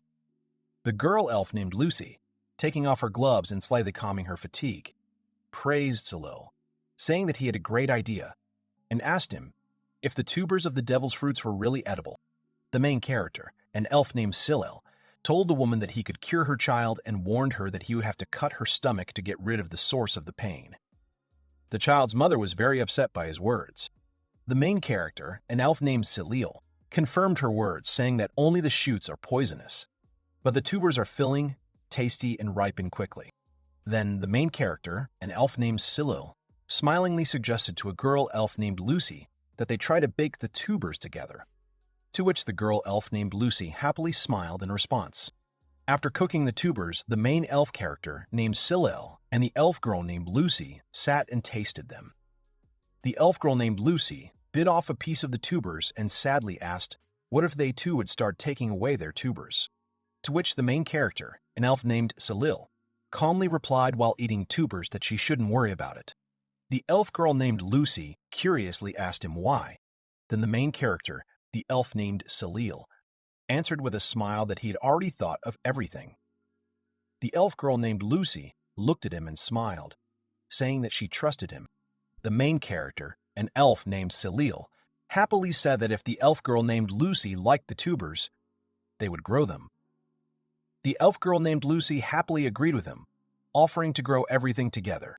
New clashes with humans were just around the corner, and they needed to replenish their supplies, because the main character, an elf named Cyril, wanted to launch a preemptive strike no matter what. The next day, the main character, an elf named Cyril, with a mask on his face and holding a pitchfork, came to a place near the village. He dug up some soil with a pitchfork and, looking at the soil, said that compost could be made here if fermentation was started. The main character, an elf named Cyril, explained to her that if everything is left as is, then in the worst case, this disease can lead to death, and the source of pain undergoes necrosis. Pus appears, and because of this, tissue inflammation occurs. Suddenly, one of the residents, an elf named Cyril, ran very quickly towards the main character, shouting his name. After approaching, the resident excitedly said that soldiers were coming to them, and they would be here in half an hour. The main character, an elf named Cyril, listened to him and ordered him to start preparing, and asked him how many shooters they currently had. To which the resident replied that they had 30 shooters. Then the main character, an elf named Cyril, told him that he would meet soldiers in the center of the village. The villager asked the main character, an elf named Cyril, for his opinion on the fact that they would need crossbows. The main character, an elf named Cyril, replied that he had no doubts and ordered that everyone be told to be ready. Having understood his order, the villager quickly and briefly said goodbye to him and ran back to the village.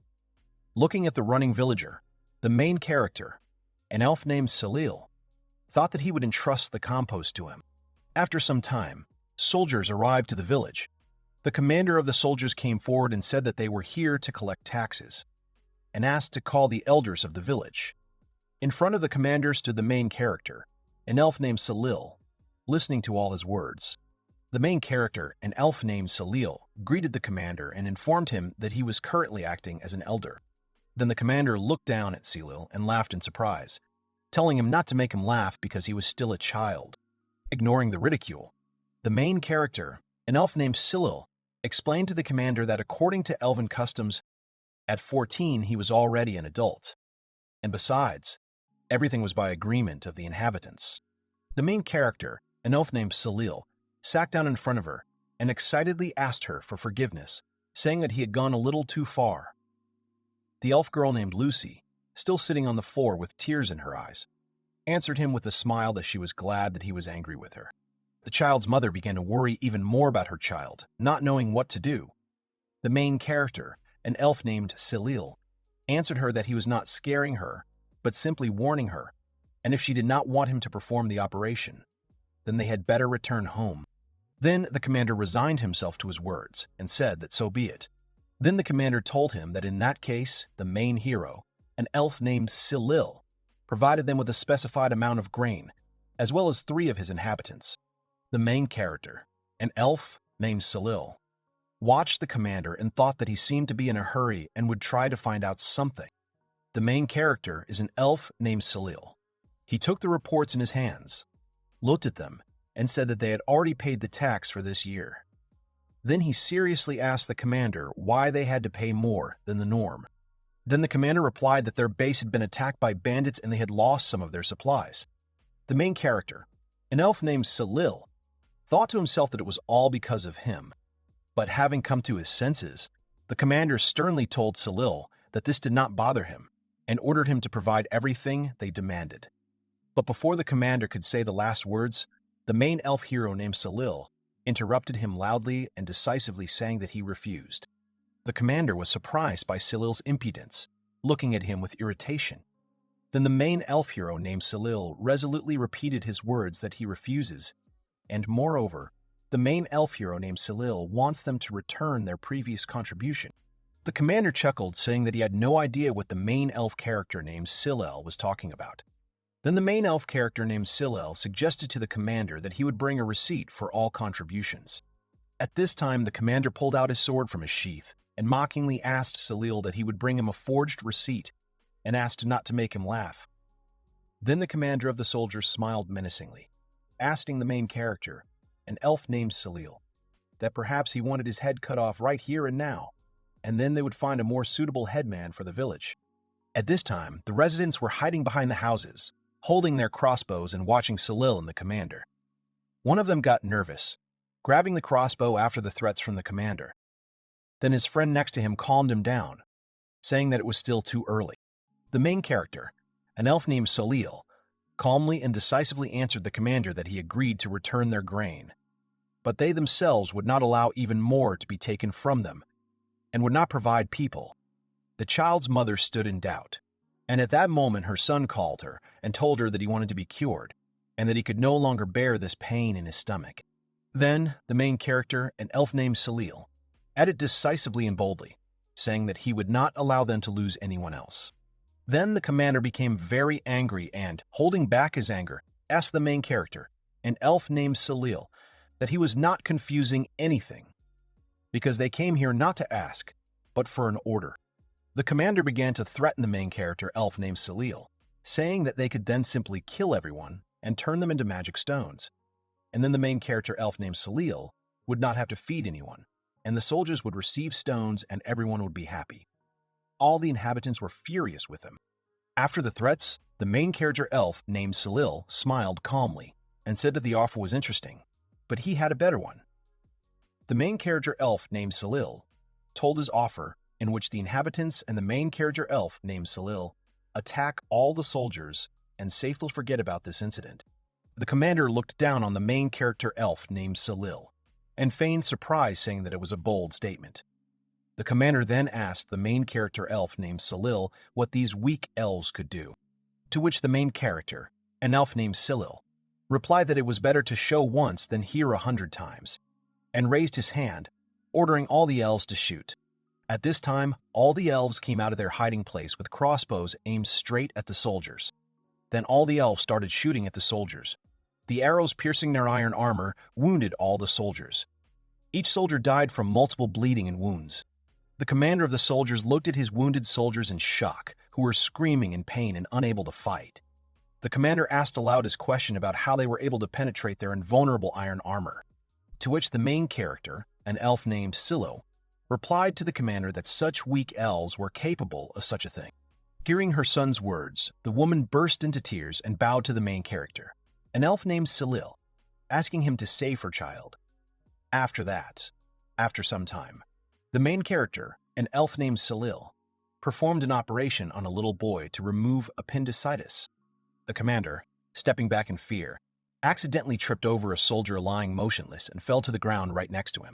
The commander was frightened by the lifeless soldier lying next to him. Then, the main character, an elf named Cyril, approached him seriously, asking his thoughts on how he thought only he survived. The commander was stunned and looked at Cyril with fear in his eyes, not knowing what to answer him. The main character, an elf named Cyril, smiled at him and asked him what he was unable to answer the question. Then, approaching the commander's face, the main character, an elf named Cyril, smilingly said that the commander had no right to remain silent, and they would ask him a couple of questions. Then, the main character, an elf named Cyril, threateningly said that if the commander continued to remain silent, he had a person who was knowledgeable in torture. The commander's forehead was sweating from fear. The main character, an elf named Cyril, took an arrow in his hands, showed it to the commander, and said that the arrowheads were covered with poison. And for the commander, the main character, an elf named Cyril, prepared a special poison. The commander was shocked to learn that the tips contained poison. At that moment, an arrow flew from behind Cyril and hit the commander right in the legs. The commander did not understand anything at first. Then he screamed very loudly in pain. The main character, an elf named Cyril, turned around to see who it was. The one who shot was an elf girl named Lucy. She held a crossbow in her hands and looked at Cyril. The main elf character, named Cyril, smiled back at her and stood up from his place. The child's mother stood nearby, watching the operation, and the child had a rag in his mouth, and he lay there, squeezing the rag because of the pain. After the operations, the child felt better and began to rejoice, while his mother stood in tears of happiness. Looking up at Cyril, the commander irritably asked him what he thought he would be able to do, to which the main character, an elf named Cyril, responded with a denial and said that this was precisely why he needed the commander. Then the main character, an elf named Cyril, pointed to the lifeless soldiers and asked the commander if he would prefer to end up the same way as them. The commander turned back to where Cyril's hand was pointing and was stunned by what he saw. All the soldiers were dead, and the elves stood watching him with terrifying looks. The commander looked around and saw that all the elves were standing around him and watching him intimidatingly. The main character, an elf named Cyril, attracted the commander's attention by saying that they would not run away anymore. The commander looked at Cyril with fear. The main elf hero named Cyril and all the elves decisively and militantly said that they were ready to rise up and take heart, and they would not allow them to continue to be robbed. The commander stammered to Cyril to calm down and informed him that their village was suspected of rebellion, since the detachment sent before them had never returned. Then the commander added that if they did not return, then they would send 1,000 knights here, and he asked Cyril if he was sure that he wanted this. To which the main character, an elf named Cyril, calmly replied that they had no choice but to fight. Then, out of fear, the commander began to say that if they let him go, he would try to settle this issue and asked the elves not to kill him. The main character, an elf named Cyril, and all the inhabitants looked at each other, nodding to each other. Before noon, the main elf hero named Cyril had cured 8 elves. And even after noon, the number of those asking for help did not decrease. On the contrary, there were even more of them. So much so that the main elf hero named Cyril could no longer cure everyone in one day. Then 2 villagers grabbed the commander by the shoulders from different sides, lifting him up. The main character, an elf named Cyril, told him that they would stop this conversation and told the commander not to worry, because he would not kill him. Then the main character, an elf named Cyril, pointed to the commander's coat of arms, asking him if he was an aristocrat, and added that they could get a large sum for it. The main character, an elf named Cyril, told the commander that once the battle was over, they would ask for ransom, and until then he would live. The commander shouted that this should not be done, while 2 villagers took him away. This became the first step of the elves in raising the banner of rebellion. In a dark, windowless room, the soldier's commander sat on a small chair, his head hanging tiredly and covered in many wounds. The commander was tied to the chair, and his legs were tied to the legs of the chair. The main character, an elf named Cyril, watching him, thought that he doubted that the commander was bluffing when he spoke about 1,000 soldiers. The main elf character named Cyril thought that they still had time before the Empire made a decision, and the main elf character named Cyril thought that it would be at least 10 days. The commander, sitting almost unconscious, muttered something in delirium, and the main character, an elf named Cyril, left the commander's confinement room thinking that they had no right to waste time. After some time, the main character elf named Cyril stood next to a wooden mannequin, which was wearing iron armor. The main character elf named Cyril drew the attention of all the inhabitants to himself, asking to listen to him. The main character, an elf named Cyril, pointed at the mannequin, telling everyone that it was better to shoot crossbows in a volley rather than individually, and they would all shoot together on signal. After a day of work, many elves stood outside and thanked Cyril for their treatment. The main character, an elf named Cyril, even stopped counting the number of elves who thanked him. The main character, an elf named Cyril, told everyone that their target was 50 meters away and the signal would be within 15 seconds. The main character, an elf named Cyril, ordered everyone to get ready, and all the inhabitants took their crossbows and aimed them straight at the dummy, preparing to shoot. A few seconds later, the main character, an elf named Cyril, shouted for everyone to shoot, and then all the inhabitants shot at the dummies at once. Many of them hit the target. The main character, an elf named Cyril, thought that the inhabitants had gotten the hang of it, and there were even those who could reload in less than 10 seconds.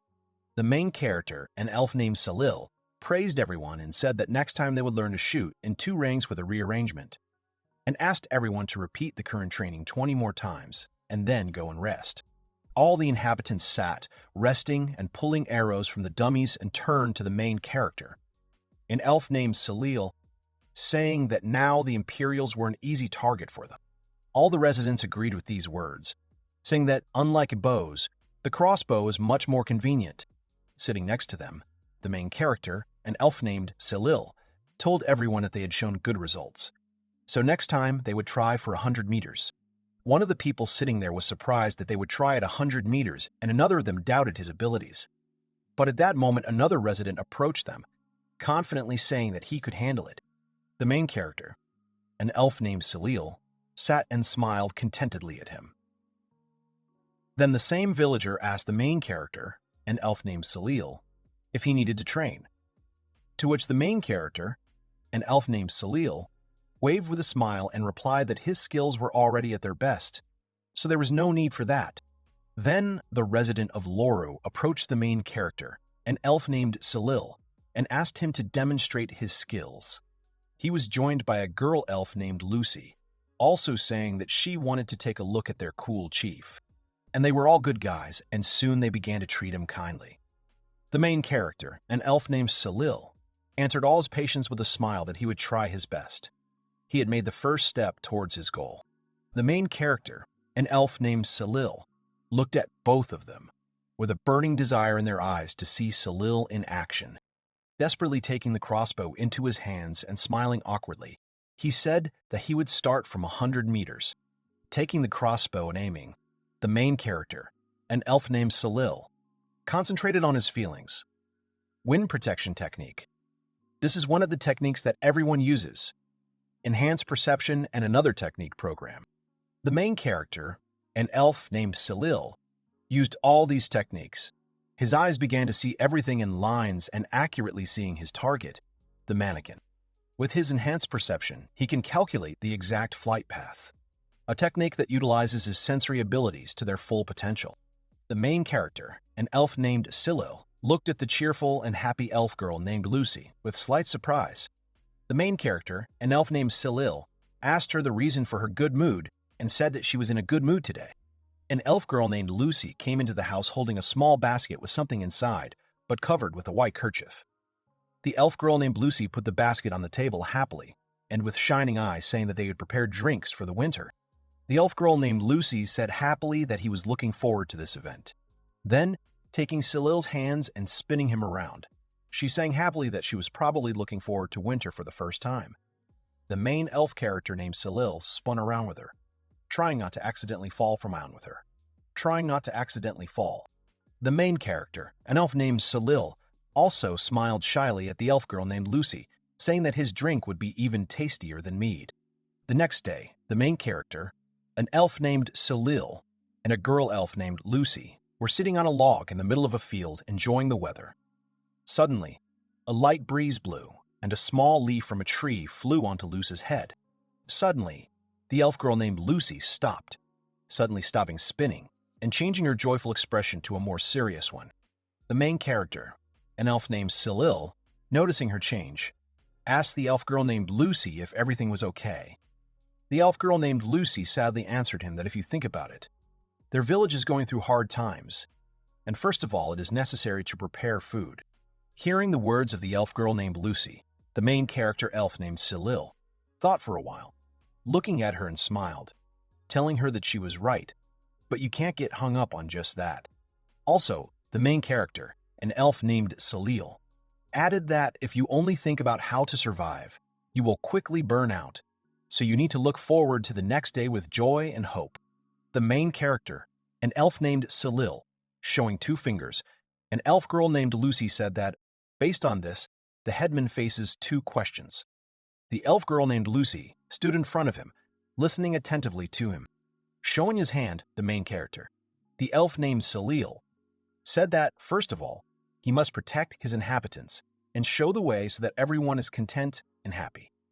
Secondly, the main character, the elf named Cyril, must give them the opportunity to believe that tomorrow will be better than today. The main character, an elf named Cyril, finished his words by saying in conclusion that only after he achieved these 2 points, he could boldly declare that he was their elder. The main character, an elf named Cyril, closed his eyes and smiled lightly as he recalled his childhood, when his father was the headman, and everyone greeted the next day with a smile. The eyes of an elf girl named Lucy looking at him with love. He told himself that he wanted the same. The main character, an elf named Cyril, shyly asked the girl elf named Lucy that this was too naive. To which the girl elf named Lucy, with a gentle smile, answered him that it was not so at all, and now he looked very cool. The main character, an elf named Cyril, laughed at Lucia's appearance, and Lucia felt embarrassed. An elf girl named Lucy picked up a leaf that had gotten stuck in her hair and looked at it. An elf girl named Lucy told Cyril that the maple leaves had turned yellow and autumn had come. Putting her hands together, the elf girl named Lucy said sheepishly that he was right and that just surviving was boring. The elf girl named Lucy wished that tomorrow they could drink wine together without a care in the world.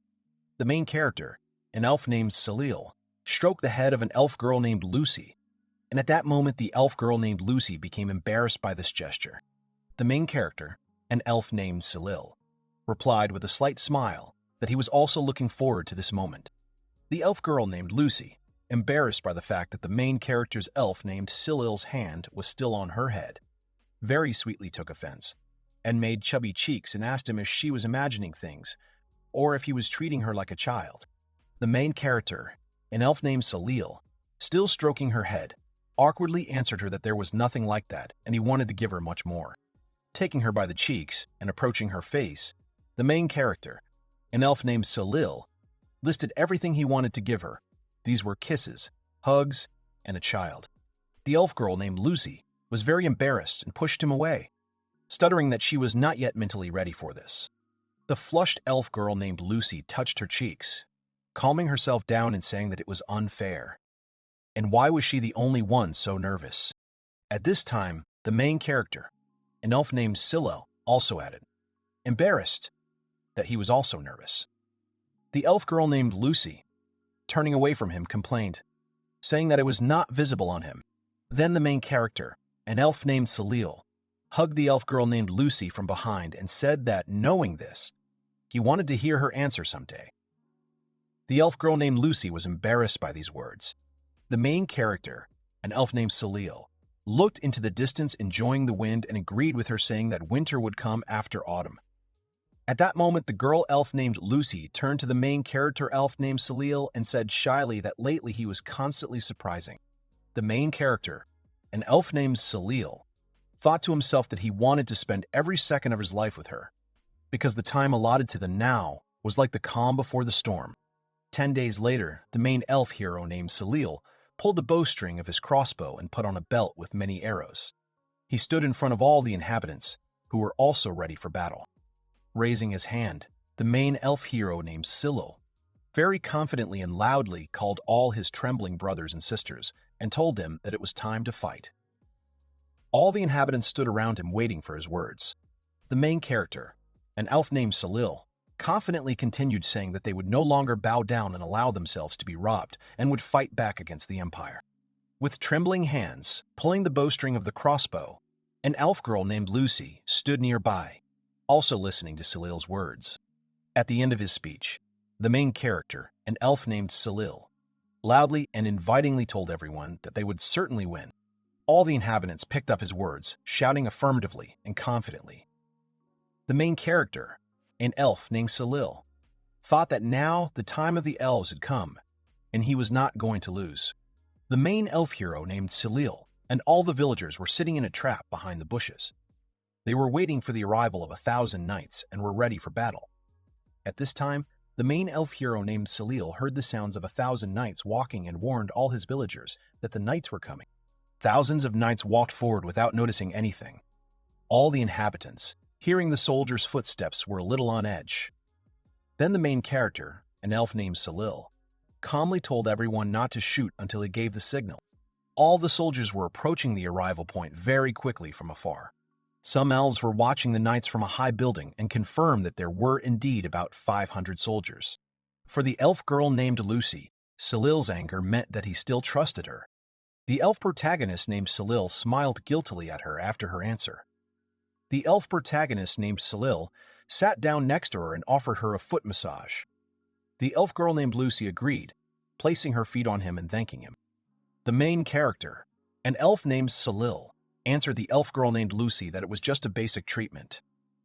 The elf girl named Lucy admiringly told him her feeling that he could cure any wound or illness. The main character, an elf named Cyril, and the elves next to him were sitting, watching the knights and also waiting for them.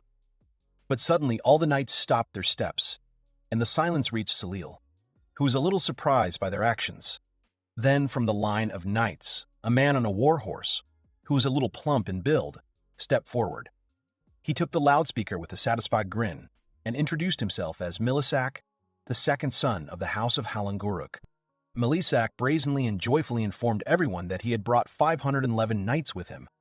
All the elves, including the main elf character named Cyril, made a stupid face, not understanding what Milisak was saying. All the elves were still in their hiding places waiting for Cyril's signal. Milisak called all the elves and ordered them to obey him, cursing foully, and continued saying that if they surrendered quietly, he would pardon them. But before Milisak could finish speaking, An arrow was shot straight at him, which hit Melisaka right in the stomach, piercing through the iron armor. Melisaka screamed very loudly from incredible pain. The one who shot Melisaka was the main elf hero named Cyril, who was calmly watching from his hiding place. The elves who were near the main elf hero named Cyril covered their ears, unable to bear Melisaka's unbearable scream. Holding his stomach, which still had the arrow in it, Melisaka said with tears in his eyes but very annoyed that they were attacking when he hadn't even finished his speech. Suddenly, Melisaka looked up and saw hundreds of arrows flying straight towards 1,000 knights. The knights' iron and invulnerable armor could not protect them from the arrows, and because of this, the knights began to panic, somehow defending themselves from the arrows. Then the main elf hero named Cyril shouted to all the elves to prepare the next arrows and be ready. The main elf character named Cyril suggested changing the subject and asked the elf girl named Lucy about their lunch today. The main elf character named Cyril explained that he had simmered dumplings in venison broth. The elf girl named Lucy replied with a smile that it was very tasty. All the elves reloaded their crossbows in preparation for the attack and awaited a signal from the main character, an elf named Cyril. Then all the knights ran forward to attack, to somehow stop the arrows that wounded them. At this time, the main character, an elf named Cyril, ordered all the elves who stood in the first row to get ready and let all the knights come as close as possible. Then, after waiting for the knights to approach them, the main character, an elf named Cyril, ordered everyone to shoot right now. The first rank of elves instantly carried out Cyril's order, and a wave of poisonous arrows fell upon the knights. Then the main character, an elf named Cyril, ordered the back rank to prepare and be ready. The surviving knights were perplexed by the arrows and asked each other in shock that the imperial armor was not the strongest. Some knights helped their wounded comrades and comforted them. Seeing their fellow knights die one after another, some of them became filled with anger against the elves, saying that they would take revenge on the elves for them. Then the main character, an elf named Cyril, observing the changes in the knights' mood, bitterly replied that they had lived with the same feelings for the past 5 years. But the knights, not listening to anyone, began to attack the elves. But the elf girl named Lucy added that she still had a strange feeling about these dumplings because they were so elastic and sticky. The main elf character named Cyril explained to her that this way they use less flour. At this time, one of the elves who stood near the trap raised the thorny ropes with spikes right when the knights passed over him. The knights' feet began to get tangled up in the thorns, and they began to fall to the ground, becoming even more entangled in the thorns. The knights lay on the ground trying to get out of the trap and wondering what kind of rope it was. While the knights were trying to get up and get out of the trap, elves appeared in front of them, aiming their crossbows at them. Some, seeing the elves in front of them, began to scream in fear. The main character, an elf named Cyril, stood at the head of the elves, also targeting the knights. The knights who were able to escape from the trap ran away, fearing for their lives, and the knights who were wounded by arrows but could run also ran away with them. The remaining knights looked at their fleeing comrades with fear, realizing the situation they were left in. Then the main character, an elf named Cyril, addressed them, saying that out of 511 people, only they remained, and that they should understand this. After this, the remaining knights tried to stop Cyril, begging him not to do this. But the main elf hero named Cyril ignored their pleas and raised one hand, ordering all the elves to shoot straight at them. The last thing the elves heard were the cries of pain from the wounded knights. After the whole incident, all the elves went out onto the road and looked at the many dead knights. Loru called Cyril, and placing his hands on his shoulders, looked at Cyril with a proud look and a slight smile. The main elf character named Cyril said that they needed to take care of their flour and salt supplies. The elf girl named Lucy replied that she understood and thanked him.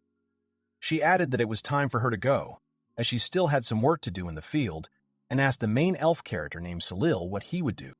Then, the main character, an elf named Cyril, answered him in agreement, and suddenly raised his hands up and shouted to everyone that now victory was theirs. The elves.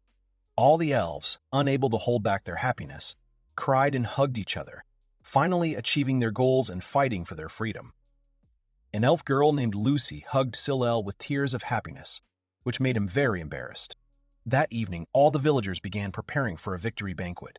The main elf hero named Cyril summoned past versions of his soul, dealt with the corpses, and captured the surviving nobility. After devouring the souls of several hundred people, Scylla's skill also improved by several levels. The main character, an elf named Cyril, handed over the remaining corpses to cremation and, standing in front of a large fire, prayed that this would never happen again. After some time, the main character, an elf named Cyril, returned to the village after finishing all his business. In front of him, many tables with festive dishes were lined up, and with a large stage in front, where the curtain was still closed. All the elves at this time were already having fun and celebrating, drinking and dancing. Cyril was greeted very joyfully, saying that their main hero had finally appeared. Then they called Cyril to the stage, saying that the performance would soon begin. The main character, an elf named Cyril, sat down at one table and looked around, searching for the elf girl named Lucy, and asking others where she was. Suddenly, a waitress appeared behind Cyril, placing a plate of meat in front of him and informing him that an elf girl named Lucy was now preparing to perform. The waitress, stuttering and embarrassed, introduced herself to him as Konai, to which the main character, an elf named Cyril, answered her with a friendly smile that he knew her. After all, the village was small. Kana became even more embarrassed when she heard these words from him. The main character, an elf named Cyril, thought about it and replied that he would start making weapons. The girl elf named Lucy stood up and asked him what kind of weapon he was going to make. The main character, an elf named Cyril, answered briefly that he would make a bow. Kana looked at Cyril with loving eyes, joyfully thinking that he remembered her. But suddenly, all her dreamy thoughts were interrupted by the music that foreshadowed the beginning of the performance. The main character, an elf named Cyril, also noticed this music. 3 beautifully dressed elf girls came out on stage playing their instruments. One of them played the flute, another played a small harp, and the third presented a performance. The elf began her speech by asking for forgiveness for such a long wait and announced that they would now perform a dance of the color of the sun, and the role of Shirano would be performed by an elf girl named Lucy. The elf asked everyone to pay attention to the performance. An elf girl named Lucy appeared on the stage, incredibly beautiful and wearing a light dress. She said to herself, a little embarrassed, that now she is Shirana herself. Having calmed down a little, the elf girl named Lucy began her dance, thereby showing the story. The elf, who had been playing instruments, began to tell a story as the elf girl named Lucy danced. The elf began her story by saying that, once upon a time, the world was covered in darkness and monsters ruled it. The world under the hand of the demon king was full of despair, but there were those who resisted him. As the story was told, the elf girl named Lucy continued to dance, complementing the magical story with her movements. A human knight, a half-beast warrior, 2 high elves, and an angel with a steel body.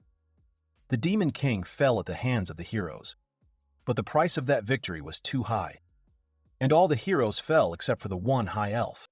This is the maiden, their ancestress Shirano herself.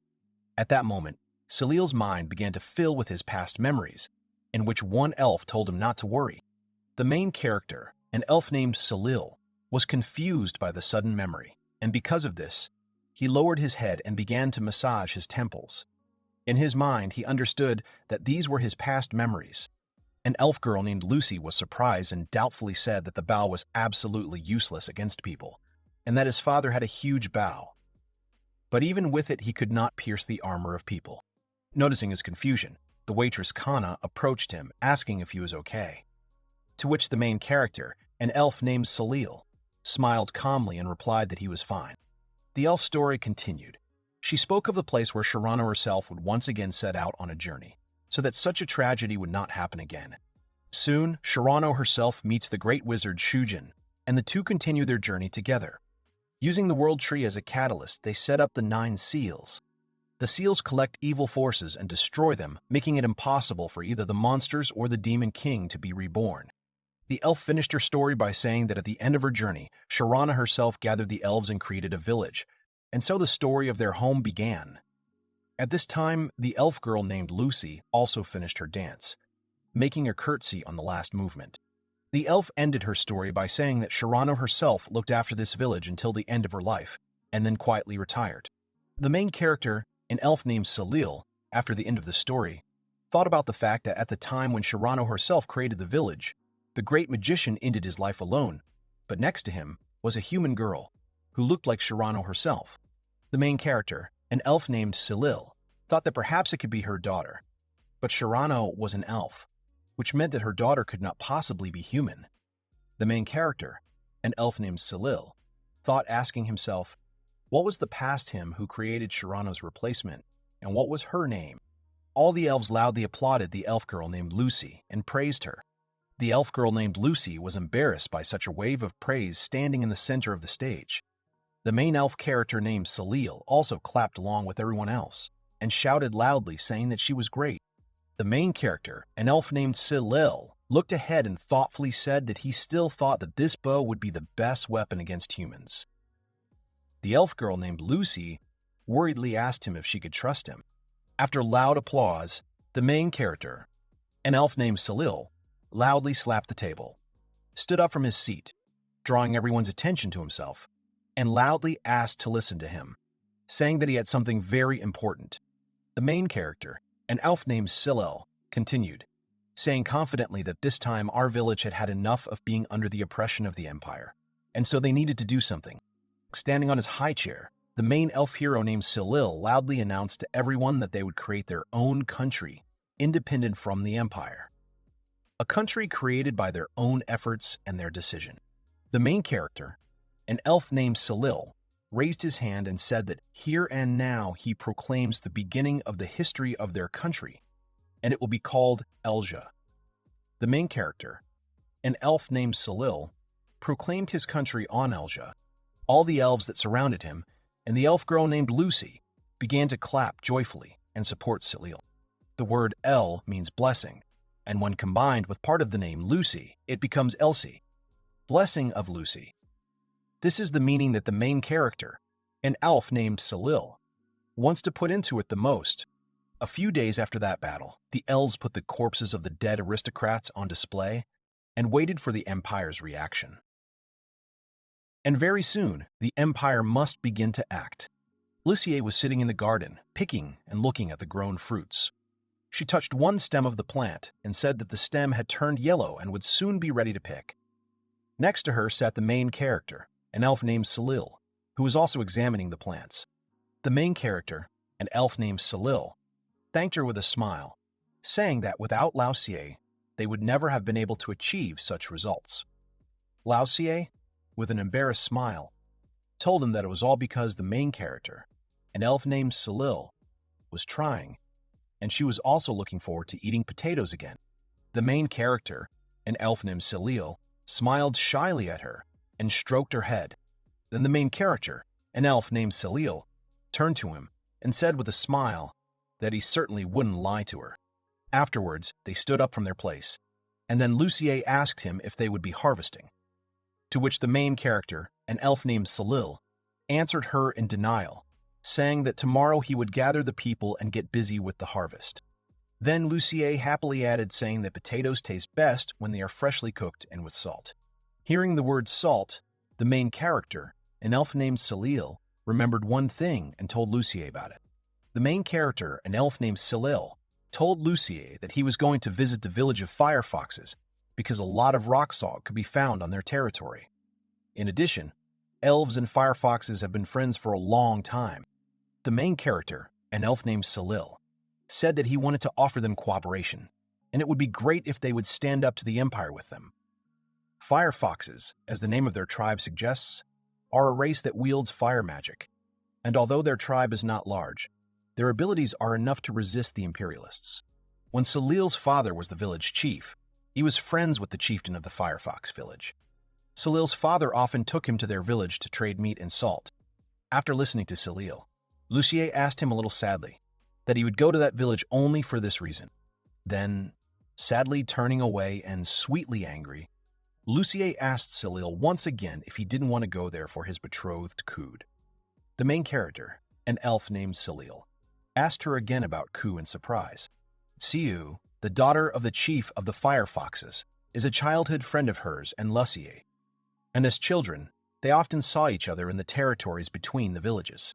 Then the main character, an elf named Cyril, explained to the fox, a little awkwardly, that Q was not exactly his betrothed, since their parents had decided everything for them. Lucier looked at him more calmly after his explanation, but at that moment Connor ran to them calling Cyril. Connor ran up to them and, all excited, told Cyril and Lucia that they had a misfortune and asked them to go with her quickly. Then Lucy waved goodbye to him. The main elf character named Cyril also stood there waving back, and the elf girl named Lucy ran down the road. Lucia, too, picked up her mood and excitedly asked Connor what was going on. At the same time, the main character, an elf named Cyril, asked Connor if the Imperials had really arrived. Connor, breathing heavily after escaping, denied all their theories and bad thoughts, saying that everything was wrong.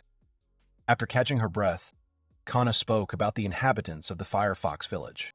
The main character elf named Cyril and Lucier were surprised by this, and the main character elf named Cyril ran very quickly back to the village to find out what happened. When he ran to the village, he saw a crowd of elves in front of him, who were looking at something in front of them, Stopping next to them, the main character, an elf named Cyril, asked the residents what was going on there. After opening his eyes in front of Cyril, he saw a crowd of residents of the village of Firefoxes there. LaRue stood next to them, telling them that it was impossible and they couldn't let so many people in. Also next to him stood an elf girl, agreeing with him, saying that this was an elf village after all. Then one girl from the tribe of the village of Firefoxes came forward asking to listen to her. She said that they simply had no other way but to ask the village of elves for help. The main character, an elf named Cyril, was wondering why the Firefoxes were in the village. Then, when he saw a girl from this tribe, he recognized her as his betrothed Ku, and was very surprised. Q desperately told Loro that they were not asking for housing and food for free, but in exchange for labor and/or crafts. But Loro, as if cut off, refused her, saying that they would not shelter those who lost to the Empire and ran away with their tails between their legs. Then a little fox girl came up to Ku, hugging her hands and looking angrily at Laura. The little girl began to aggressively say that if the elves had not left the Empire's control. LaRue looked at the little girl a little awkwardly, not knowing what to say. Then Ku asked the little girl called Fireplace to be quiet. After the girl elf named Lucy left, the main character elf named Cyril collected many necessary materials and boards and put them in a pile in one place. Then the main character elf named Cyril stood up, closed his eyes, and concentrated. Then the Fireplace started to object, saying that it was all because of the elves, but Ku interrupted her, angrily telling her to be quiet. The little Fireplace girl was upset by such rude words from Ku. At this time, the main character, an elf named Cyril, called Lorare, saying that he himself would try to talk to them. Ku looked at Cyril in surprise. The main character, an elf named Cyril, told them with a friendly smile that their journey was long and invited the Firefoxes to join them in Elsie. Ko looked at Cyril very surprised and was embarrassed when she recognized him. She asked him if he was the main character elf named Cyril, and then in confirmation the main character elf named Cyril smiled at her, saying that they had not seen each other for a long time. Then Ku asked him what he always negotiates, to which the main character elf named Cyril answered in denial and said that he is now the main one in this country, Elsie. The main character elf named Cyril almost said village, but coming to his senses in time, changed from village to the country, Elsie. She understood all his words and told him seriously that she wanted to make a request of him. The next day, the main character, an elf named Cyril, was approached by one of the villagers, who hesitantly asked if he could really cure any wound or illness. The main character, an elf named Cyril, called his soul and told it to release, here and now, the trace of a long-gone man, a blacksmith tempering iron and forging a bow in a brightly burning world of steel. The main character, an elf named Cyril, shouted the name of the blacksmith, Quiro, whom he called from the circle of Samsara. And at that moment, instead of Cyril, a tall and strong man appeared, who had a short braid and a hammer in his hands. Quiro smirked and told himself that it had taken 64 units of energy to summon the dead, leaving about 122 minutes left. Quiro confidently said that this should be enough, and told himself to use the power at will. Then Quiro dug his hands into the ground, checking and feeling it. Quiro grinned, saying that there was good soil here, because there was clay and quartz. And at that moment, Quiro put his hands in front of him, used his matter control magic, and used it on the clay, calling him. At that very second, clay began to come out of the ground in large quantities, gathering above Quiro and becoming a large square of clay. Then Quiro also used his magic only on the quartz and calling it. At that moment, quartz began to emerge from the ground in the form of a large dome, and which looked like a small house. Now it was the turn of the fire. Quiro clenched his hands and concentrated, telling himself not to spare the energy. Using his fire control magic, he directed the stream of fire straight at the clay. Then after that, he used the power of cooling on them.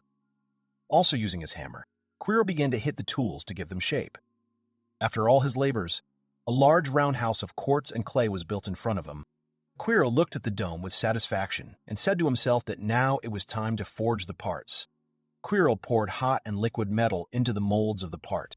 The main character, an elf named Cyril, calmly answered him that he could cure almost any wound or illness, and offered the resident his treatment, saying that it is better to see once than to hear 100 times, and in an instant, using his hammer to shape them even more appropriately. He forged many small pieces of metal. He did not know it. Then, coming to the main part, he started cutting the wood with a knife and giving it the shape of a crossbow bow. And using all the small metal parts and attaching them to the wood, Quiro created a crossbow. Satisfied, he looked at the crossbow and said out loud that the bow was ready.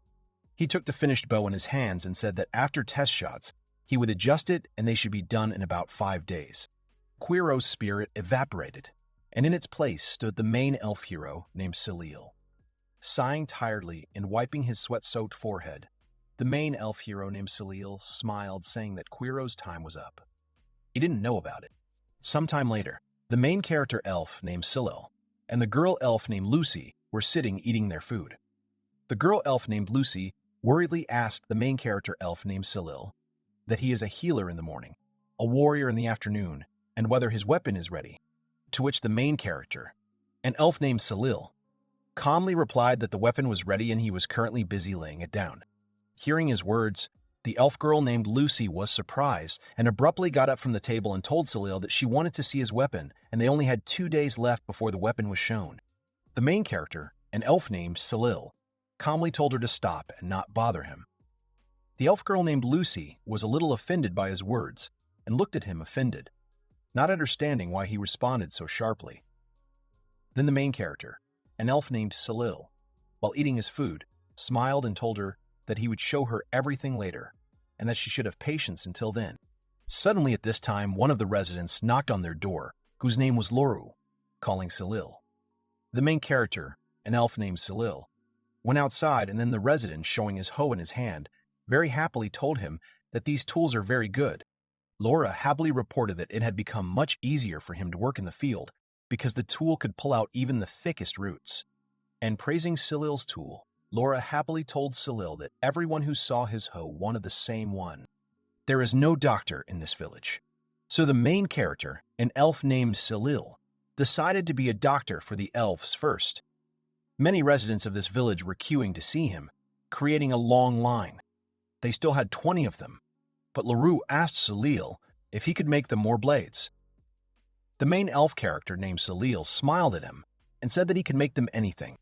After this, Leroux became serious and thoughtfully asked the main character, an elf named Cyril, how he could thank him, to which the main character, an elf named Cyril, replied that he did not need anything and that he was doing it from the bottom of his heart. Loro sighed, saying that everything was as usual, but then he added that they would do anything for the main character, an elf named Cyril. Leroux confidently told the main character elf named Cyril to tell them as soon as he needed help, and said goodbye to the main character elf named Cyril, reminding him about the hose. The main character, an elf named Cyril, waved goodbye to him in response. He didn't know about it. Entered his home, he heard how an elf girl named Lucy looked at him with worry and asked if he really had enough strength, and if he would sacrifice himself to save others. To which the main character, an elf named Cyril, stroked her head and with a sad smile asked the girl elf named Lucy if she would be sad if he died.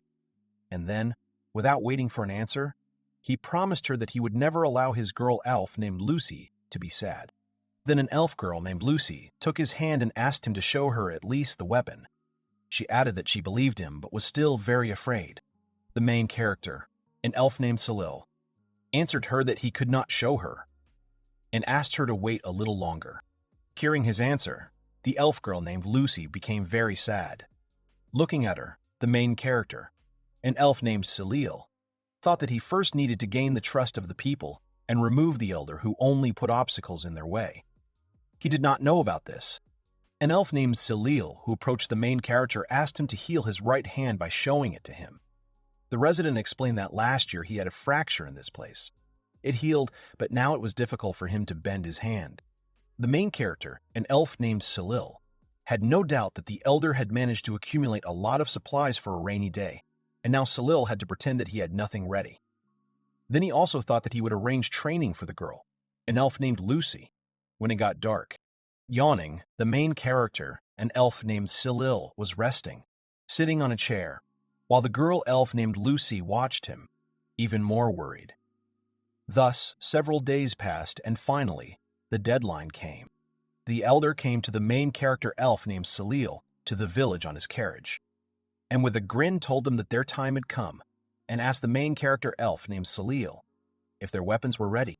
The main character, an elf named Cyril, was treating a patient's hand at the time, and next to them, helping, stood a girl elf named Lucy.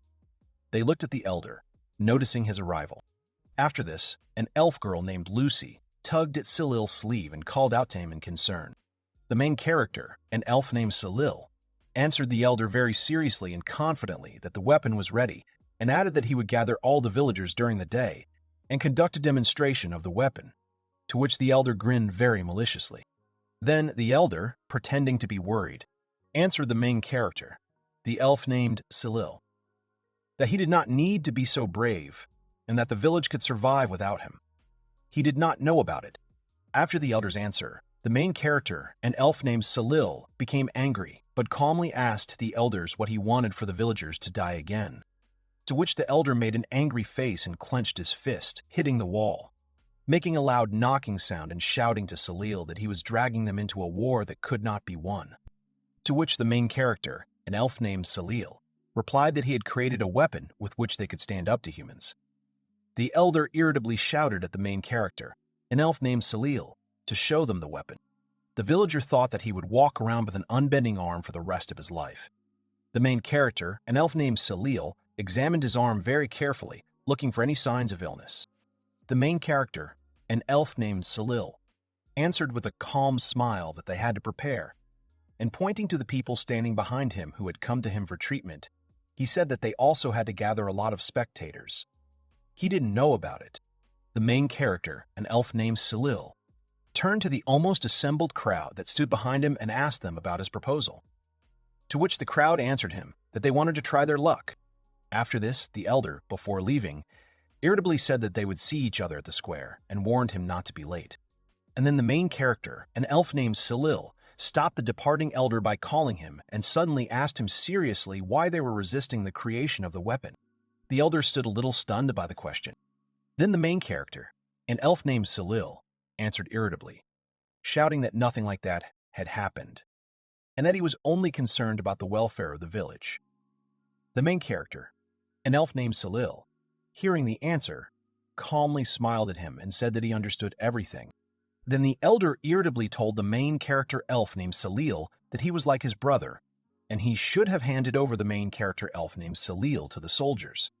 Then he added that in principle the main character elf named Cyril himself would soon be disgraced, and slamming the door very loudly, he left them.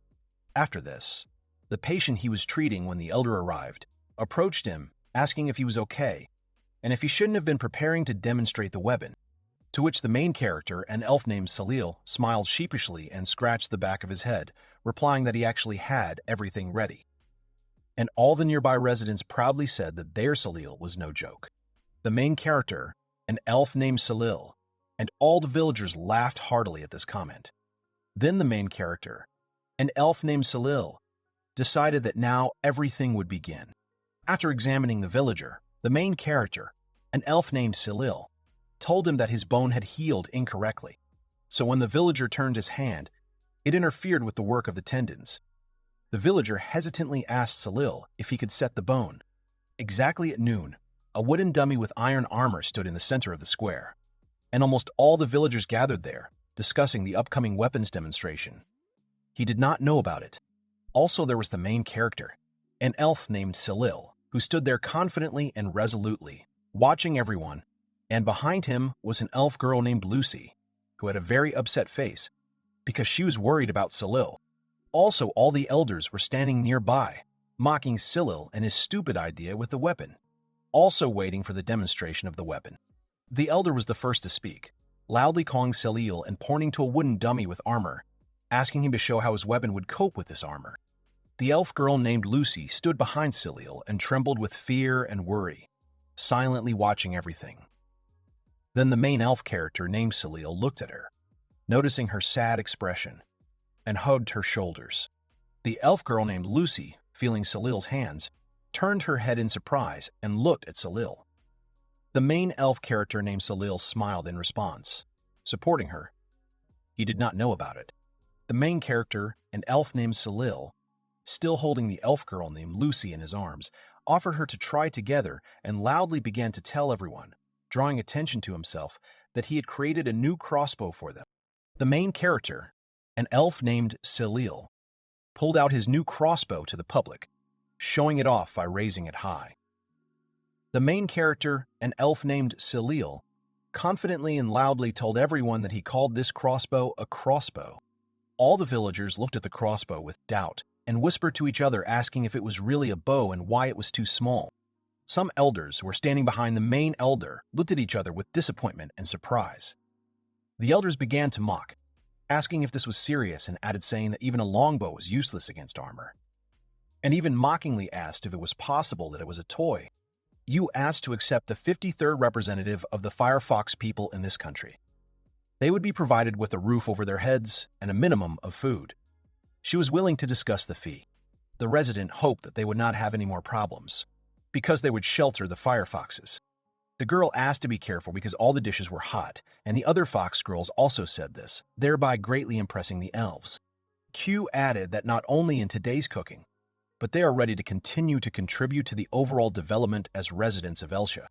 The girl raised her glass and said that she wanted to drink to the cooperation of elves and foxes, and also to universal prosperity.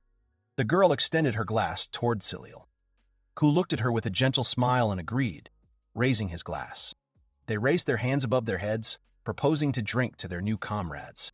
Everyone joyfully clinked their glasses against each other, clinking them for such a beautiful toast. Some of the drink spilled out of the mugs, but no one cared, because everyone was happy. At first, the elves and the firefoxes kept to themselves, but as the fun grew, they began to socialize more and more with each other. Q, who were wary of each other, forgot all their differences. And by the way, the man was somehow too carried away by her. Cyril began to think about whether to give him a dressing down after the party or not. He didn't like the way they hugged each other, and especially drunk Rolu. And finally, it was time for the main event of the day. Cyril turned to his friends, hugging Ku and Lucy. After all, they had prepared a special performance today. He asked to meet the elf dancer Lucy and the firefox singer Ku. The girls opened their mouths in surprise. But then Lucy said that there were 3 participants and introduced the 3rd participant, the musician Cyril, their leader and hero who threw off the yoke of the empire. Ku picked up the elf girl's speech and added that he is also the benefactor of the firefoxes. After all, it is thanks to him that they are here now. But there really won't be any problems with food, since the elder says so. Then there's no need to worry. Someone thanked everyone and asked them to get back to work. It was a joint performance between the elves and the firefoxes, and they wanted to have fun. At that moment, the elves and the foxes finally completely broke down the wall separating them. Morning came. Cyril was sleeping peacefully on the bed, but at the same moment, he began to open his eyes, because sunlight coming from the window began to enter them. At first, the guy couldn't figure out where he was, but then he assumed it was a workshop. He began to remember yesterday's events. He realized that during the fun, he had drunk quite a bit. Suddenly, Cyril noticed a girl standing near the bed he was sleeping in. He was surprised that it was Ku. She was currently discussing how her dress was cute, but now it was all wrinkled. The girl suddenly turned towards the bed, and Cyril managed to turn away from her, turning his back. The girl began to approach the bed and lay down on it, hugging the guy, thereby embarrassing both herself and him. Ku began to apologize to Lucy, but she wanted to borrow her boyfriend for a while. The girl turned to Cyril, because she wanted to make sure he was asleep. When she received no answer, she asked to let her think out loud for a while. For a long time before their new meeting, she considered him only her friend, and the words about their engagement were always just a joke for her. She thought about the fact that if their cooperation had ended, no one would have remembered her. But Cyril, boldly leading Elsier, looked simply dazzling. The girl was glad when he yelled at her in the fox village. Kuhl was mired in self-hatred and needed someone to lead her out. The guy listened to her in surprise, because he did not expect such a revelation. The girl thought that her feelings for him were just gratitude, but the more time she spent with him, the stronger they became. And these feelings were love. Kuhl was glad that he was asleep. She was going to forget about these feelings. And before you finally accept the fox tribe, you need to do something. The girls with fox ears were a little embarrassed. Suddenly, Cyril turned around, covering her with his body and pressing himself closer to Kuhl. The girl did not expect this at all. She blushed and tears formed in her eyes. She was surprised that the guy woke up. He told her without embarrassment that he had not slept and had heard everything. The girl blushed even more and could not believe what she had heard. Cyril turned to Q, saying that she knew that he loved Lucy more than anything in the world and that he would never leave her.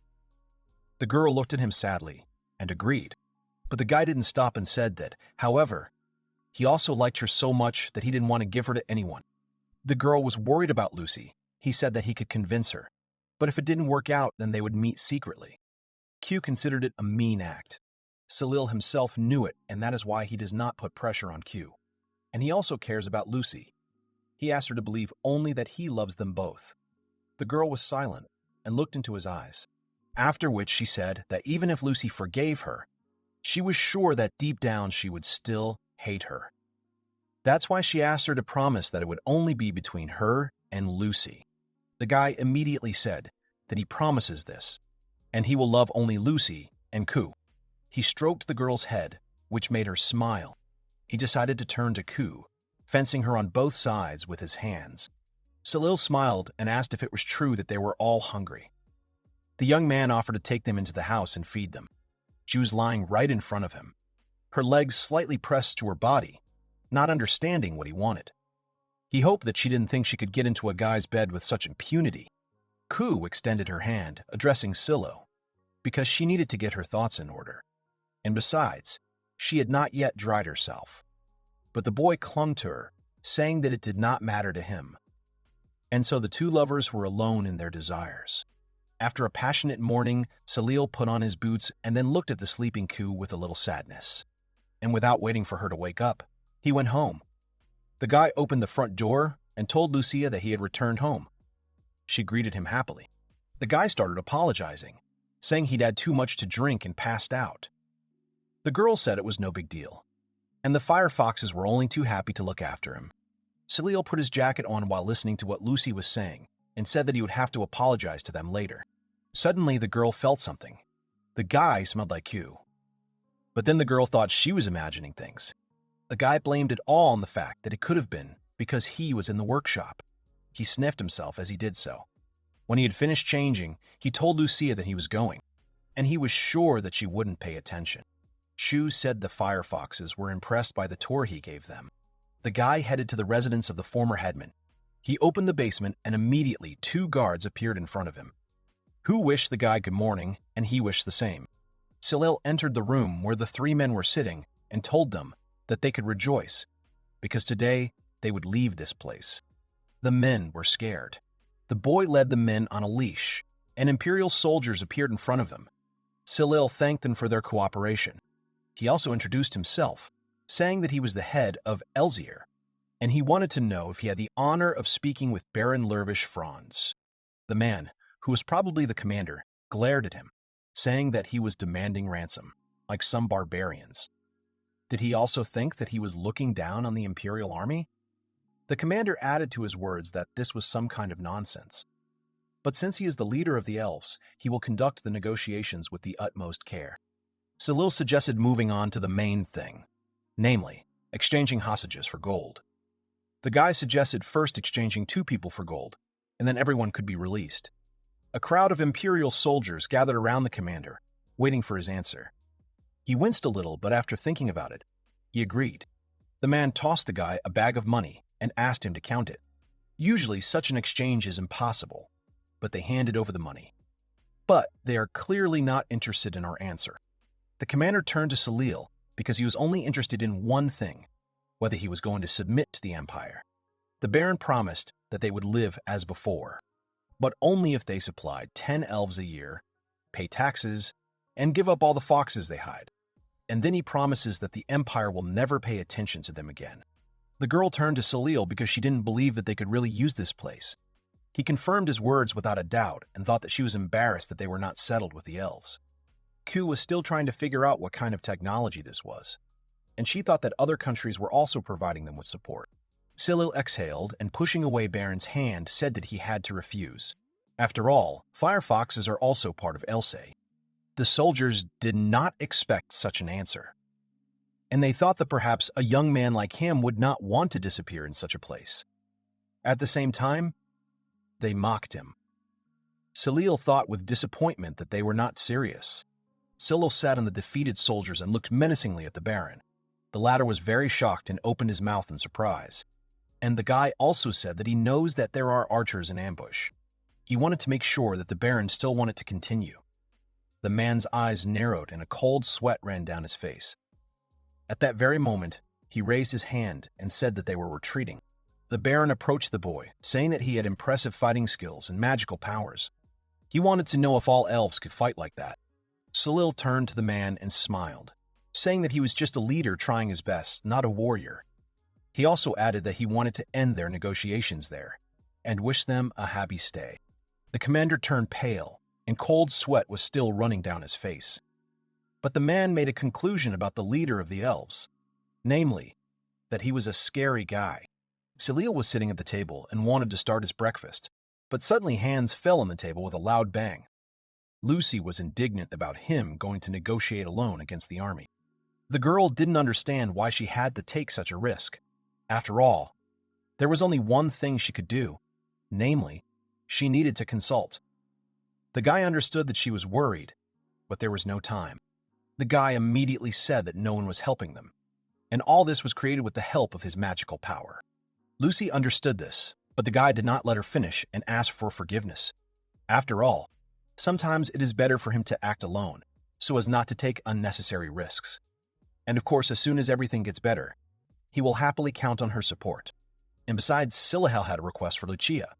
After all, tomorrow he was going to go to the city of merchants, Aaron. And that is why he invited the girl to go with him. And all because he could really use her help. The girl looked at him lovingly and blushed a little. After thinking about it, she agreed, but in return, she had a request for him. She wanted him not to hide anything like today. Lucy understood that this was a selfish request and difficult to fulfill, but she really wanted to know about everything that was happening to him. At the same time, the girl hugged the guy tightly. Cyril repeated her last words. She asks to know everything, so he thought about it and moved away from Lucy. He was going to apologize to her. The girl was very surprised.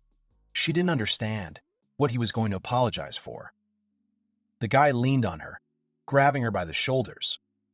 And then he decided to tell her that last night Q confessed her feelings to him, and he couldn't help but accept her, and that's why he was with her. The girl's eyes immediately widened in shock after hearing this.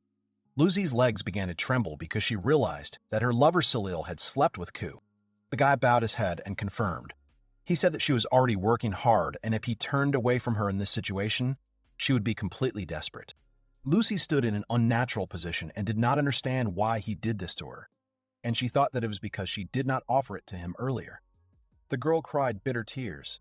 She repeated the words she constantly tells herself that until peace comes to the village and they tie the knot, she does not agree to do such a thing. Cyril tried to calm the girl down, trying to tell her that she was wrong, and asked her to calm down. The girl screamed back at him, not understanding what she was wrong about. Lucy tried to wait for an explanation, because she didn't know what to make of it. The girl wanted to make sure that he was really capable of this. The guy started remembering that night and said that he liked Q, but he loved her the most, and he told her that even if they were to date, she would still be second to him. The girl realized that Q had agreed to these conditions, But even though she said that she wanted to know everything, she didn't want to hear this. The girl burst into tears because Cyril was her lover and Ku was her friend, and she didn't want to hate them. The girl approached the door, and Cyril started shouting after her. The girl apologized and said that after that it would be better for them to be apart today. The guy again put his hand on his beloved's shoulder, telling her not to hurry, because it was better for him to leave after all. This was her home, and tomorrow morning he will come again. He was silent for a while, after which she said that he had not lied when he said that he loved her more than anything in the world. The girl turned away, offended, saying that she would like to believe him. Cyril walked along the night path, and behind him, behind the half-open door, he was accompanied by Lucy, who was watching him. The boy told Ku that he was going to the kingdom of Coleman, and invited her to go with him, and most likely Ku guessed everything from his behavior, but she only answered him with a refusal and wished him luck. Cyril understood that it was all his fault. She quietly wondered if Lucy would ever forgive her, but Cyril could not answer that. The next morning came. Ku and Cyril were standing in front of Lucy's house. They were waiting for the mistress of the house to come out, and both were sad and depressed by their guilt. Chu apologized for being rude and thanked her very much for allowing her to use it. Shu also looked at the girl, a little frightened. The girl responded in a weak voice. Her face showed the sleepless night she had cried through. There were bruises under her eyes, and her face conveyed a tired and pitiful look. Cyril immediately went on the offensive, trying to explain something to the girl. But she interrupted him. She said that she had thought about it for a long time, but she really loved him, and that's why she wanted him to promise something. The guy looked at her with hope, and he became interested in what kind of promise he had to give. The girl extended her hand to seal this communication, after which she told him not to make her suffer like that again, and therefore he should never lay hands on other girls again, because she will never forgive that again. Eyes watched their conversation with a sad face. She was at that moment ashamed of her betrayal in front of her friend and sad about Cyril's promise, who at that very moment extended his hand towards the girl, and he promised that he would never do that again. Lucy wanted them to be together forever, and that is why she decided to take such a step, proposing to get married in the spring. The guy immediately agreed, saying that he wanted to be with her no less than she did, and as soon as spring came and the snow melted, they would get married. He promised that too. And finally, the couple made peace.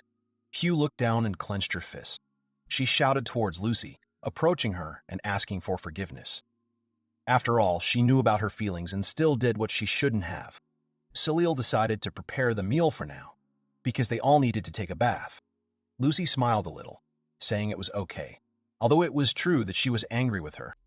But she also chose Cyril, and they are still close friends, so she was not offended. And then, she suggested Ku to become friends. The fiery fox's cheeks flushed brightly as she looked at the way Lucy was holding her hand. She immediately pressed herself against the elf girl, thanking her for forgiving her. The elf noticed that she didn't see a cart nearby, and so she didn't understand how they would get there. So she looked at the guy with confusion, who was already warming up his hands at that moment. Besides, he said that they would only waste more time on the cart. Therefore, he would use magic. Lucy didn't understand him because there were 3 of them, and she didn't understand how he would transport them all. Chu wiped tears from her cheeks and said that everything was fine. The guy was already holding the girls in his arms, and Lucy was in front, and Ku was hanging on his back. The elf couldn't believe that they were seriously going to get there like this.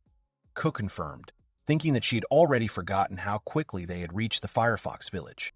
Cyril did not understand what payment she was talking about, and he doubted that she had the right to conduct such negotiations.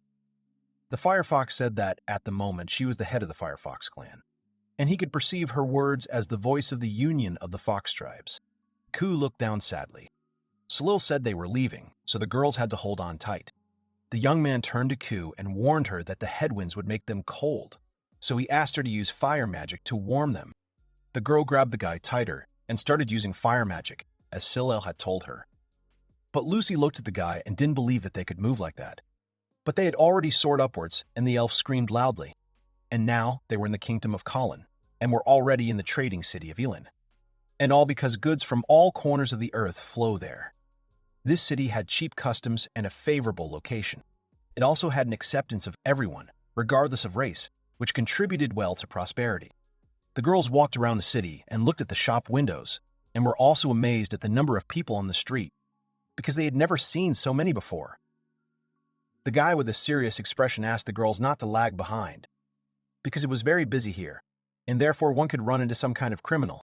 The girls immediately looked at the guy in surprise, but agreed, and he suggested that they first go to a clothing store. After all, their race rarely comes here, and therefore it is better to choose something inconspicuous. And so the guys were already in the clothing store and were choosing suitable images. And finally, they found the cape for Q that covered her ears, and a headband for Lucy that also hid her ears. And it was much better this way. And now they could walk around the city in peace. The saleswoman was glad that she could help them. He also ordered clothes for the boys from their village and the village of the Firefox. He still needs to do some other shopping now, so they are resting.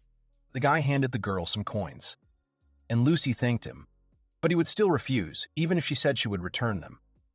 He laughed, saying that she understood perfectly well without words. Cyril was walking down the street holding a saucepan in his hands. Suddenly, a girl appeared behind him, wanting to ask him for a minute. The guy saw with a little fear that it was Lucy. The girl agreed and said that she would spend them carefully. And she winked at Ku, saying that as they loved, she became embarrassed and blushed. But Cyril did not understand what she meant.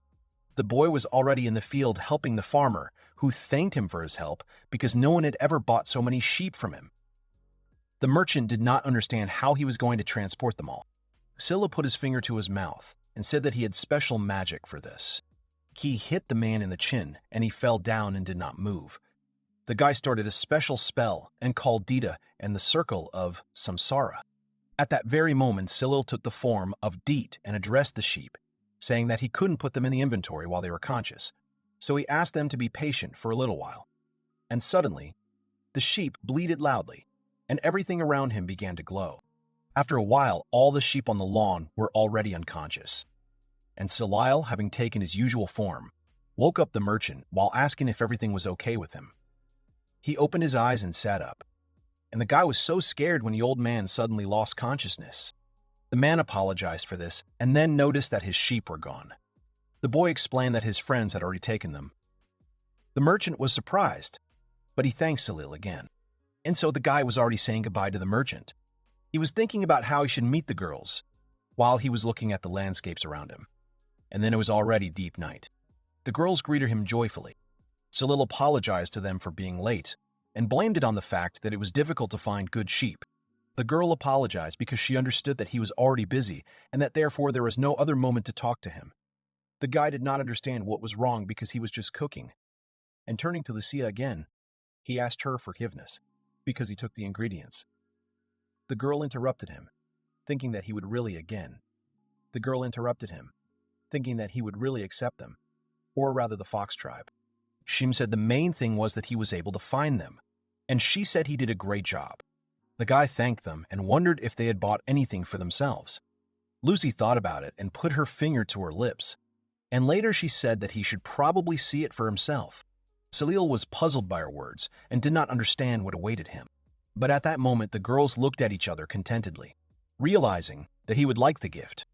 A square package with a bow appeared on the table in front of him, and the girls asked the guy to accept this gift. He unpacked it and saw that there was a pocket watch inside. Such a gift obviously surprised him.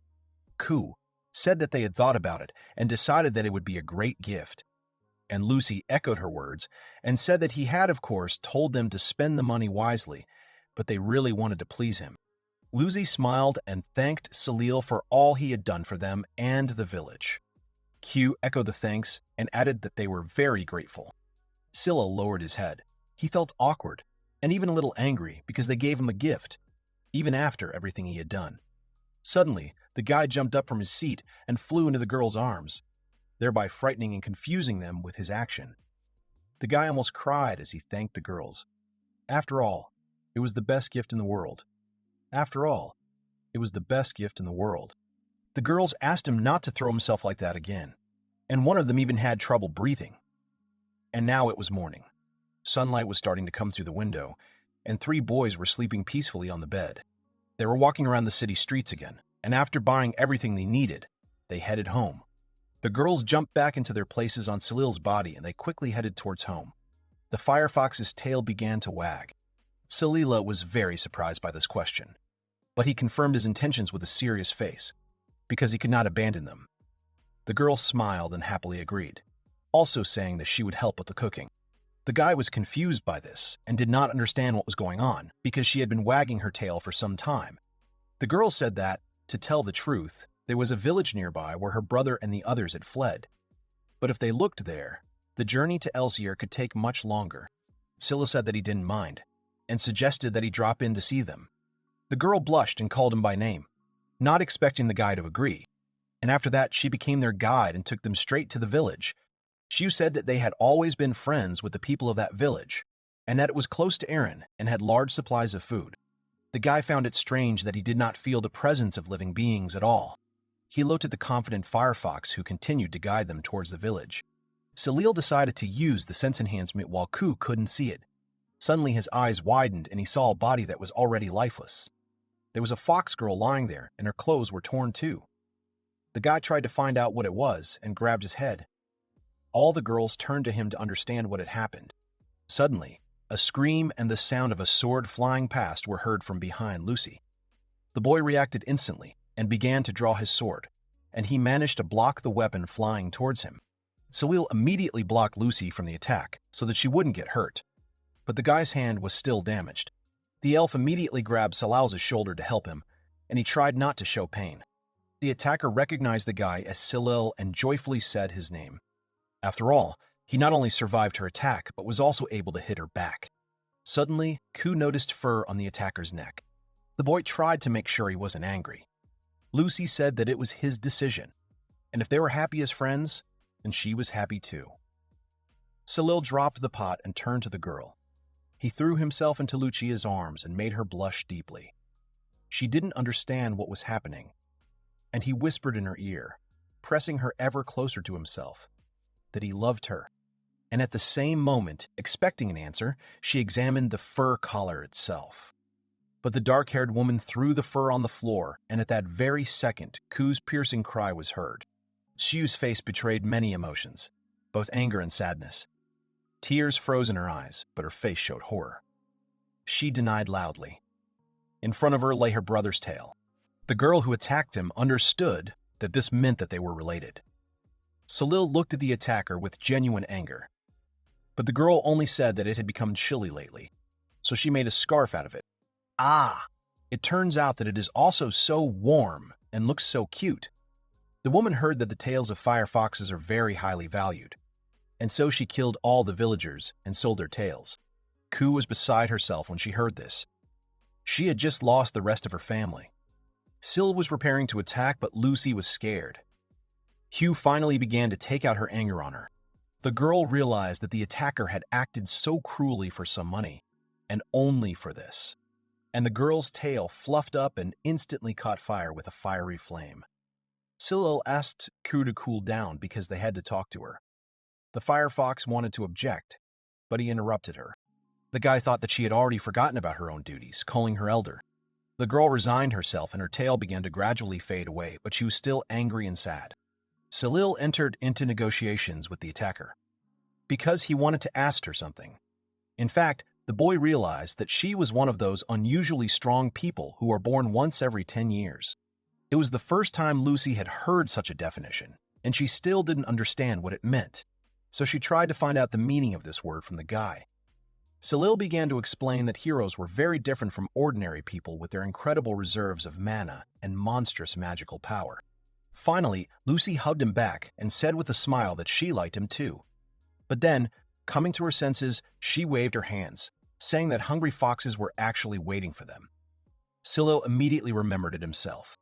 The attacker said that people often call her that, but in reality, she is just a mercenary. And it is better than holding on to all sorts of stupid views about love, justice, and the like. The guy thought that she came here on the orders of the Empire, but by order she had to leave the women alive. The girl immediately confirmed, saying that she had to, and then bursting into crazy laughter.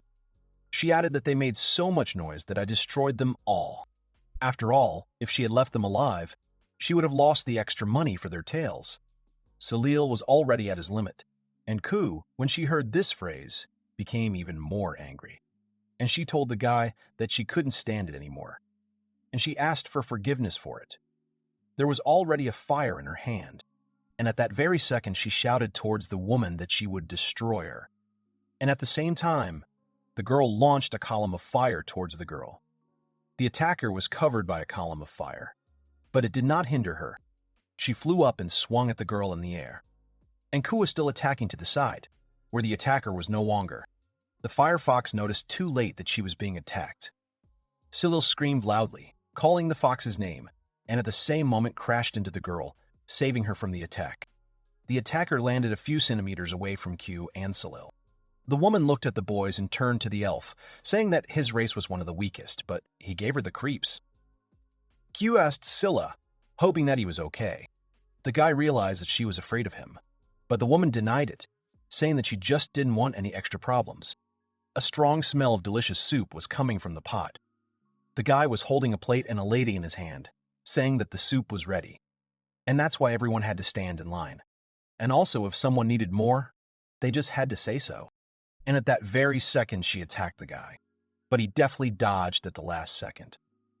The girl continued to attack again and again, but the guy still deftly and skillfully avoided her attacks. He was already irritating the mercenary, and she thought that he wanted to destroy her with his jumping back and forth. The guy tried to calm her down, because he actually had a weapon too. The girl irritably told him to get it already. The guy raised his hand and pointed it towards her chest. The guy loudly exclaimed that she was finally caught. The girl's leg was caught in a seal, and her hands were also immobilized by the same seals. Her face changed instantly, and she was very angry about what was happening. Cyril gave the command to Lucia and Ku. They were fully prepared and began to launch a double attack. The mercenary hung in the air just above them, and the girls put their hands on each other so that she would know their rage and pain. Chu summoned a will-o'-the-wisp, and Lucy summoned a gust of wind. At that very second, a huge, fiery hurricane rushed into the sky and surrounded the mercenary. One of the firefoxes thanked her elf brother, but he only asked her to be careful because this soup was hot. A woman's shrill screams were heard. The light was so bright that it was necessary to take cover from it. The hurricane began to diminish and soon disappeared altogether along with the woman. The girls were shocked by the work done, and they tried to catch their breath from such an expenditure of strength and energy. Scylla praised the girls, saying that they had done an excellent job.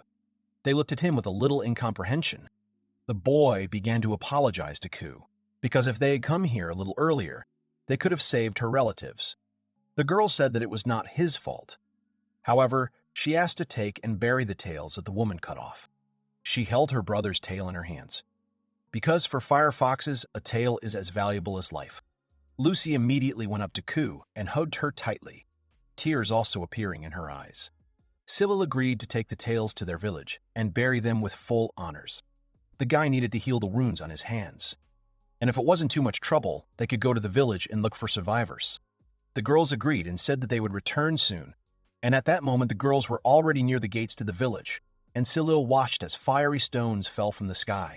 He realized that even this couldn't destroy her. He figured that she probably thought he couldn't destroy her, and she was partly right, but his other personality can do that. They immediately started trying it. The fox girl started to discuss how delicious the soup was. One of the foxes looked down sadly and remained silent, which caught Cyril's attention. He turned to his soul, asking it to release the trace of the greedy king who ruled over the night, and I call him the Circle of Samsara Gramdir. He would not absorb blood, but her entire existence. And the predator's meal could already begin. The girl's eyes sparkled with rage, and she broke through the seal, thereby ending up right next to the guy.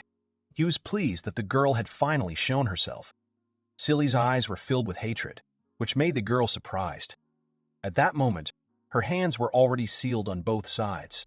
Suddenly, Gramdir lost his powers and did not understand how this happened. He began to cough because his magic was blocked, and nothing worked because the woman was already inside him. Cyril began to be engulfed by darkness. He realized that the circle of samsara had been prematurely interrupted.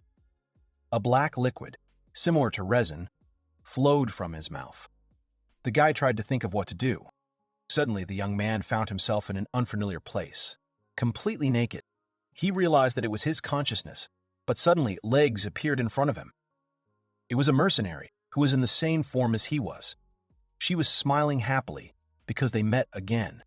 And how surprised she was because she couldn't even think that in this world there was someone capable of destroying her.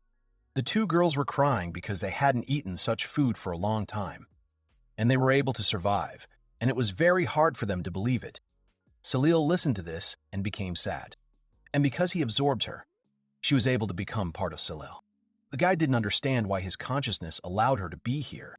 The girl immediately replied, coming quite close to him, that she was very strong, that's why she was here. And she was strong enough to eat him from the inside. The girl was climbing towards the guy, but then there was laughter that doubted her strength. After all, she had no feelings, no principles, and strength can't just be there. The voice's stomach ached from laughing. The girl could not understand what was happening, and suddenly a huge mouth appeared in front of her, which began to approach her to swallow her. She screamed and did not understand what was happening because she did not want to disappear, and she also did not understand why there was more than one soul in his body. The voice told the girl that she was completely tasteless. The girl began to beg for mercy, but the voice, and now the eye that had appeared, were not going to spare her. After all, the very thought of a stranger breaking into his abode was enough to make him sick. Cyril watched as the girl's body disappeared and turned to dust. In place of the huge monster appeared a small dog. Cyril began to thank this dog for helping him. She replied that she did it for herself, and she does not want to disappear because of his carelessness. The boy was surprised that Ku, the head of the clan, and he understood that it meant that the previous head had disappeared, and the firefoxes had lost. The girl sadly said that he was absolutely right in his thinking. Ku, who was sad herself, came up to the crying girls. She didn't understand why they were sad, because everything was fine and they could start all over again, and she would fight for all of them. He also added that Gradmir could not absorb everything with his predator meal because he had some digestive problems. He asked to remember this for the future. The guy apologized for using Gradmir. The dog noted that he was very weak in his true form, and he did not understand why the boy continued to live in his body. And at the same time, he also considered him strange. The guy replied that this was his own path, namely, to live this life using only the experience and memories from past lives. He wanted to remain the Cyril that the Luzzy Q loved. The dog laughed loudly, and he realized that, although it was he who had just offended him, the dog decided to leave him, because at least you amuse me. But the dog was surprised that such a sentimental boy was defending him. He decided to give him one piece of advice. It would be easier and better for the guy to get rid of his habit of bumping into problem girls. After all, first there was the Jade Elf, then the Golden Firefox. He wondered who would come next. It seemed to the guy that he was interested in the girls, much more than Cyril himself. The guy opened his eyes and saw above his face two crying girls who were trying to shout to him. And calming down and carrying the girls back to the village was much more difficult than fighting the hero. We held her brother's tail in her hands with a flower and ribbon on it. The Firefox tribe stood next to her, as did Cyril. The girl began to stroke their heads and smile. At the same moment, the little fox hugged her, seeing her as support. Cyril turned to Ku, because he wanted her to eat first, because then they needed to talk. The girl told him to make the earth feel soft to him, and she laid her tail in the ashes. Suddenly, a voice came from the crowd. It was the fox girl, who asked not to burn her mother. The girl was not going to give up her tail. Ku approached her and asked Karoni to calm down because her mother needed to rest. The girl said that she just wanted to stay with her mother and did not want to be alone. Cock taught the girl that without her tail, her mother would not be able to go to heaven. The girl hugged her, and she continued to say that she would never be alone, and Q would always be with Karoni, and therefore everything would be fine. The girl hugged the girl and agreed to give her mother's tail. The firefoxes waited for the costume, and little Karoni wished her mother a good journey. The entire settlement of firefoxes mourned their fellows. Cyril gathered his courage to speak.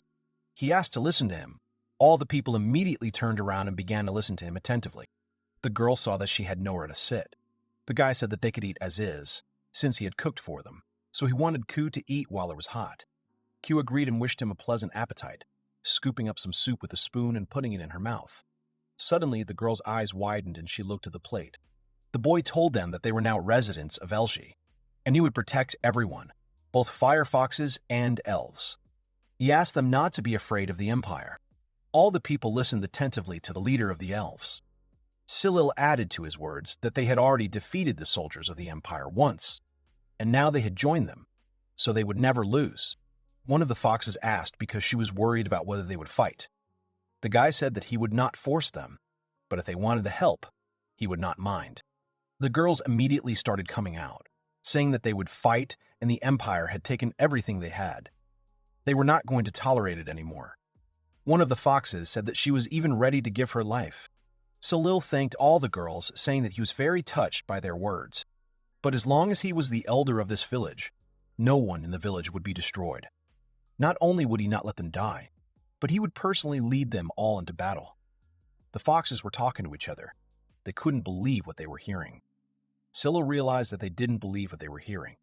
Cyril realized that they didn't believe him, and he wanted to hear the girls tell him that he had never lied to them. But the next fiery speech made the foxes agree with him. He said that he was not just an elder of the elves, and approached Ku, embarrassing her. Unexpectedly for everyone, the boy shouted out that he would marry Ku and become the leader of the fiery firefoxes. After all, he wants them to believe in him, as Ku does. The girl didn't understand why he was saying that. Most of the foxes opened their mouths in surprise and began to listen to him even more attentively. And so the guy decided to repeat once again that she would protect absolutely everyone. And that is why he wants all the foxes to help him, because they must move forward to their happy future. And this was precisely his first order. He corrected himself and said that this is the will of the leader of the Firefox tribe. After a while, the plate was empty and stood peacefully on the table. The girl tried to catch her breath because she had overeaten a little, but the soup was very tasty. And for the first time in a long time, she ate cooked food. Chiu, with the widest smile, called out the name of her lover, who, with a less radiant smile but still a smile, turned his head towards her. The foxes looked at each other, and then they unanimously accepted the will of the leader of the Firefox tribe and raised their hands up.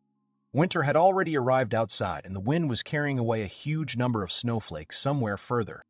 Cyril's sneezes were heard in Lucy's house. He looked at Lucy, whom he had just sneezed on, and apologized to her, wiping his mouth and nose. But he woke her up anyway, and there she wished him good morning. The guy wished her the same, and said that it had become very cold lately. Lucy was upset that he was leaving so early. Cyril confirmed and said that today he had to teach the foxes how to look after the sheep and give them a lecture on farming. He thought that from tomorrow onwards he would be freer. Lucia, sitting on the bed, said that she was so glad. That he had been taking on too much lately, namely, treating others and being a headman. He was getting so little rest that she thought he would collapse at any second. The girl was worried about him. The guy was surprised by her words and stroked Lucia's head. He told her that everything was fine and he would not do what he could not. The girl said that she believed him and wished him a good day. Scylla placed his hands on her cheeks and thanked the girl for her wishes, adding that he loved her and the girl, as usual, reciprocated. After which they closed in a tender kiss. Cyril walked down the street, leaving footprints in the snow. He reached the door and began to knock on it. A multitude of firefoxes opened the door and wished him a good morning. The guy understood what it meant. His efforts were not in vain. And besides, it's not bad to forget about their statuses sometimes and remember that they are friends. The girl was a little puzzled by these words. Cyril blushed and rubbed his chin. The guy immediately greeted everyone in the same way. Kemen, Yukino, and Korone stood in front of him, who immediately crawled up to him to hug him, which made him realize that they were so energetic. Sivir quarrels and the boy and asked them to stop bothering Cyril, because it was time to go for a walk, and they should already go get ready. The girls joyfully and surprisingly exclaimed the name of the leader of the Firefox tribe. Cyril suggested that they go and look after the sheep, but they were not to complain. The girls showed by their whole appearance that they were bored with this occupation. The boy decided to warn the girls that today he would be checking everything they had learned, so they should be attentive. The schoolgirls immediately became scared and did not know what to do. Cyril turned to Coop because he had something to talk about. After all, he wanted to hold a military meeting tomorrow, and he invited the girl to join as a representative of the Firefoxes. The girl's eyes immediately lit up, and she was already fully prepared because she realized that it was time to take revenge on the Empire. Scylla confirmed and said that they should be prepared for battle, so he decided to hold a meeting. After all, he has a couple of ideas about strategy, and instead of destroying them, he wants to break their spirit and make their lives hell. Ku did not believe that he was telling the truth, but then she agreed, realizing that he was right, because they must know what kind of suffering they had to go through. Cyril looked seriously at Ku and said that the meeting would be held tomorrow, and that she should not be late.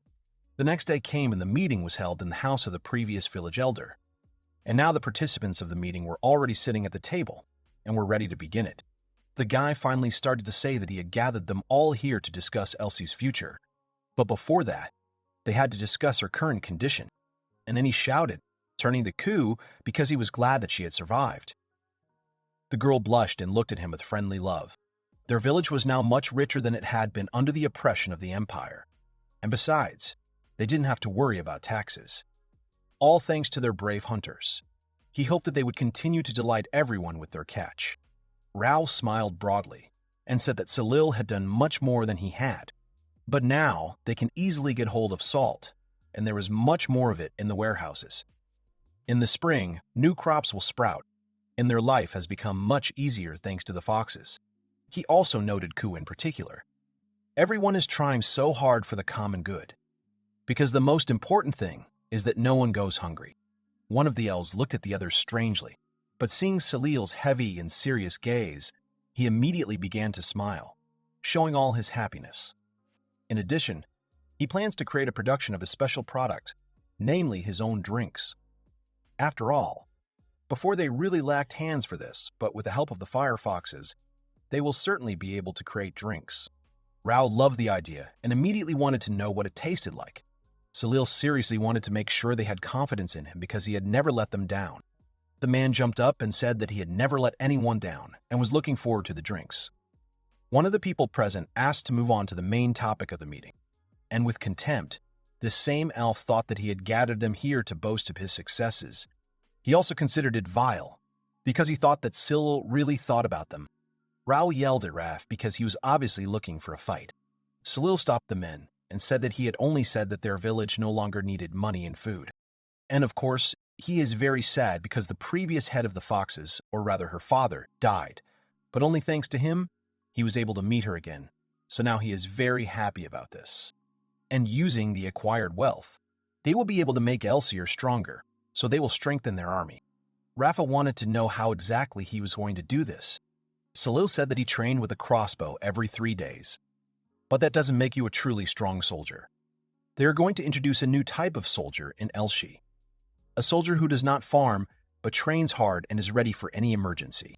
Rafa asked to wait, because he understood that they wanted to say that they would continue to train to fight the Empire, which could come at any moment. The others might not like it, and the Empire would come, and they would have to convince them. Ralph said that if the chief said so, then they really were needed.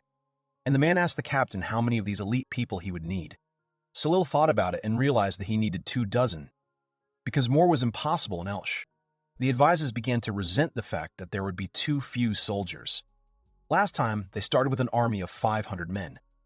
They did not understand what could be done with 20. But everything depends on the people. He needed snipers and scouts. Numbers don't matter. He wants to create soldiers that can do both. And with the right elves, he can do it. And besides, in the next battle, they will be attacked by at least 3,000 people. Whether there are 20 or 200, it is only a margin of error. Everyone looked at Cyril with indignation because they heard about the number with 3,000. If there were 3,000 of them, they would have no choice but to surrender. And surrender meant abandoning their comrades. Cyril doubted that was what they were fighting for. The girl tried to address him, but the guy interrupted her. Because now, he wanted to talk to her like an old friend. And he also didn't want to see her suffer under the weight of responsibility of the tribe's leader. Raffi said that the chief should not worry. They could just give them the fire foxes. If they offered the fire magic stone, the elves would not have to sacrifice anyone. Cyril looked at Raffi with disapproval. He thought the man had not heard his words.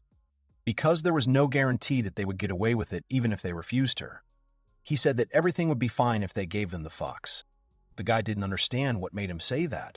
Raffi said that, whatever the case, they would be saved if they just gave up on her. The Firefoxes are Elshi's people, and he won't give them up so easily. Raffi was indignant because this was an elven village, and the Firefoxes are not Elshi's people. He didn't know what he was talking about. Rao asked him to stop. The two elves looked angrily at Raffi, who began to scream and ask them to leave him alone. As it turned out, they knew that he had been secretly meeting with the Imperial Guard and leaking information about Elsha. And someone saw him at the crime scene, so there's no way to get away with it. And that's why he was so determined to give up the Firefox.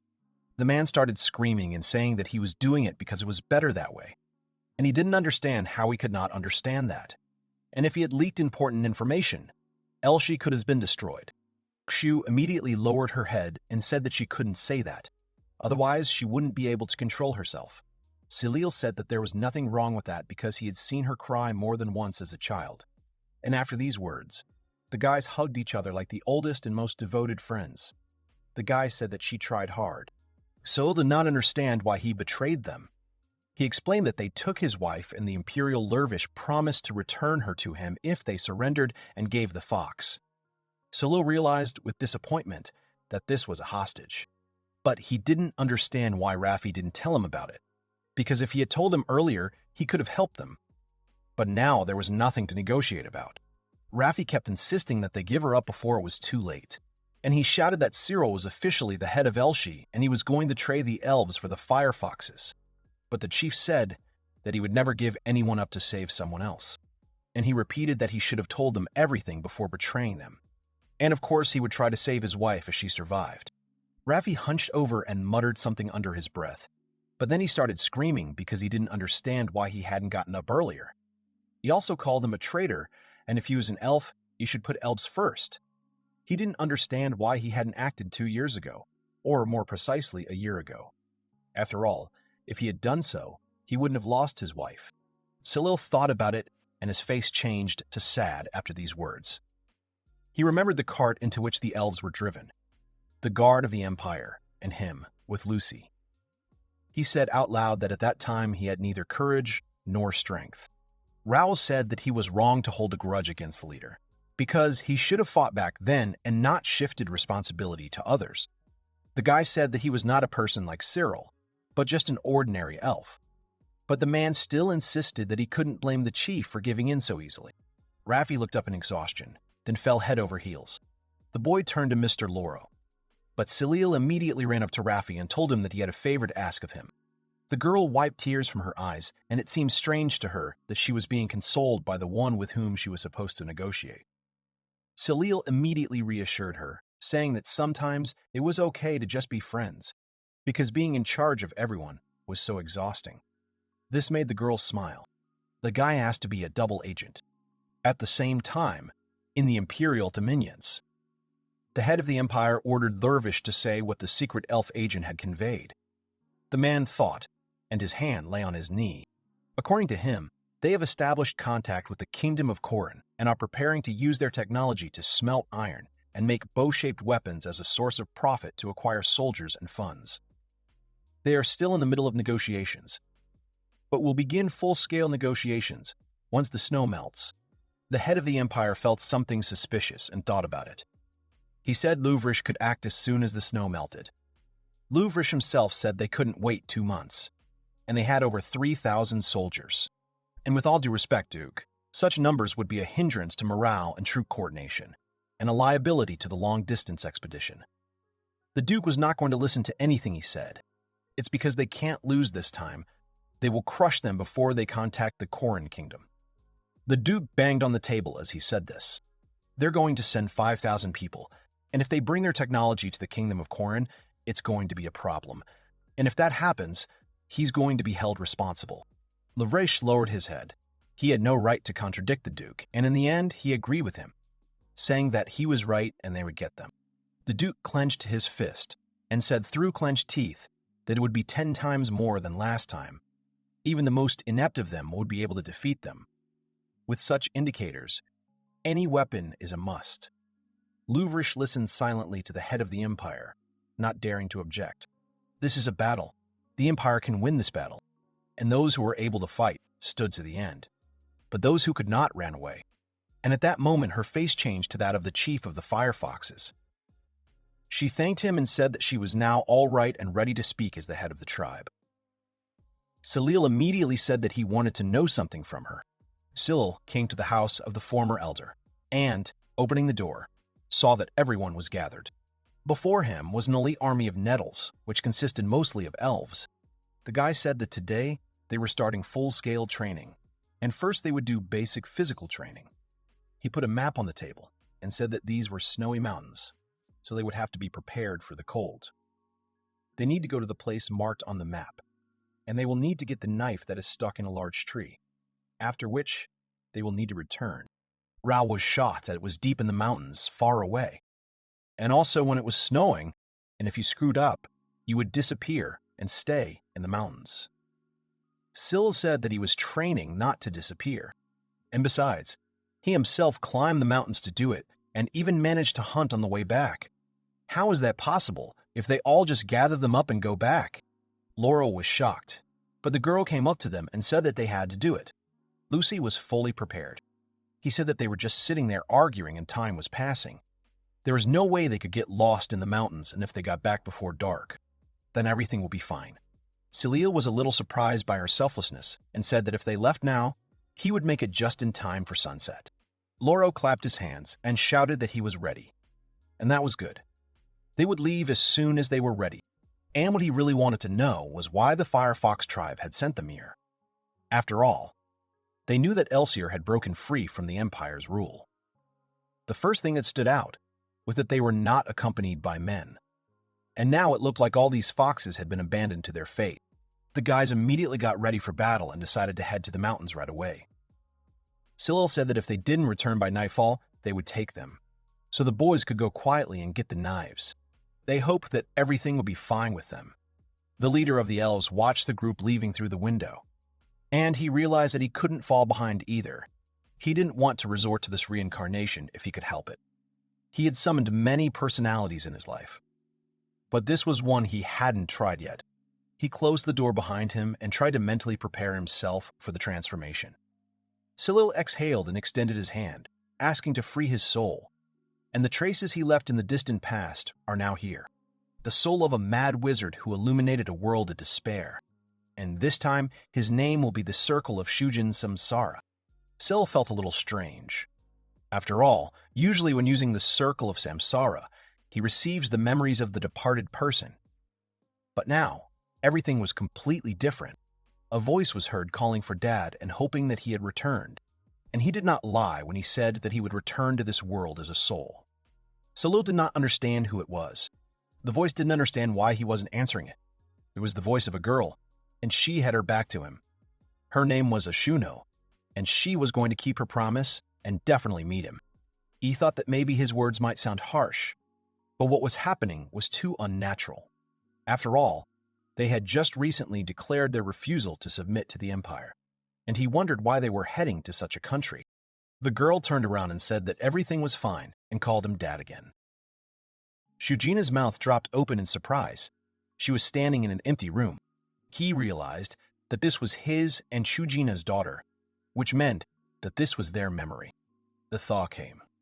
The Nettle Squad went through severe training, and the Firefoxes also trained a lot to help the elves in this battle. And according to information from Double H and Raffi, the Empire was going to attack with an army of 5,000 soldiers. Cyril thought so, and it was good that they had taken the first steps. Everything was going according to plan. The night before departure, Ku came into the room, apologizing for intruding. The boy happily said that she could come in. He apologized for calling her at such a time. She probably wanted to spend the night with the Firefoxes. The girl blushed and said that, to tell the truth, they had sent her to him, and she herself wanted to spend the night with him. Lucy immediately appeared between them and coughed to attract attention. Ku immediately said that she didn't mean anything bad. Lucy said that it was okay because she was Cyril's wife too. The guy said that they were leaving the village tomorrow, and that's why he wanted to spend the night alone with them. He even prepared some gifts. The girls began to hold boxes in their hands. Cyril said that he would take care of dinner for now, and they could change their clothes. He couldn't understand what the Firefoxes were planning. The girl repeated his words seriously about being abandoned to their fate, and it sounded really rude. But as it turned out, he had hit the nail on the head, and she asked to be allowed to tell what really happened in the Fox village. The girls didn't understand when he had time to buy clothes, and they thought that he was saving to buy these dresses. He started pushing the girls in the back so that they would go and change. Finally, the guy managed to cook a whole dinner. He wiped the sweat from his forehead and thought that it looked good. The girls called out to Cyril, saying that they were back. He turned around and was shocked by the girls' beauty. The dresses suited the girls very well, and the guy blushed when he saw them in them. He immediately said that they suited them very well, and that Lucy looked very cute, and Ku looked more mature, and they were created especially for them. The elf thanked the guy for such beautiful clothes, and Ku did not expect such a gift, and also thanked him. The guy said that there was no need to thank him and invited the girls to the table because he had prepared their favorite dishes. Lucy looked at the table, and there was a cut of deer liver. They were traveling together then. And also venison soup, which he prepared for the foxes when they first gathered in Elche. The girls still didn't understand why he had arranged all this, and they thought that this was their last meal. Cyril laughed, saying that he had another reason, and asked the girls to stretch out their left hand. They didn't understand why this was necessary, but the guy put rings on each girl's fingers. Shu and Cyril sat on wooden boxes opposite each other, and the girl finally said sadly that they had failed to fight off the Empire and had fled back to the village. They lost because their flames were useless against the magical windstones and the archers' attacks, which were very beautiful. Cyril said he had arranged this dinner to celebrate their anniversary, and these are wedding rings. He looked at the watch the girls had given him and turned to the girls, offering to marry him when this battle was over. Lucy started to cry. She thought it was strange, and she was very happy, but she couldn't hold back her words. And finally, she agreed to accept his proposal. Sue also started to cry and also said that she was happy. The elf said that they both deserved this happiness. The guy walked up to the girls and hugged them, thanking Lucy for forgiving him then, and Q for not hating him when he told her she was his second girlfriend. Tears appeared in his eyes too, and he said that he was very happy that he could be with them. He was counting on his girls. When he first became aware of himself, the air was just as dry, and all he did was lazily lie in the shade. But when he woke up, his life turned upside down. He asked his group if they regretted it, because it was time for them to go. The boys looked at each other, and Cyril turned to his boys. The guy said they needed to defeat the Imperial army and return home safe and sound. That kind of problematic work needed to be dealt with first. Her father, realizing that they would not be able to win, announced the evacuation of all the villagers, leaving behind those who could fight. Lucy laughed at his speech and said that they weren't actually going to dig a field. Ku supported her and said that she expected to hear something like that from Cyril.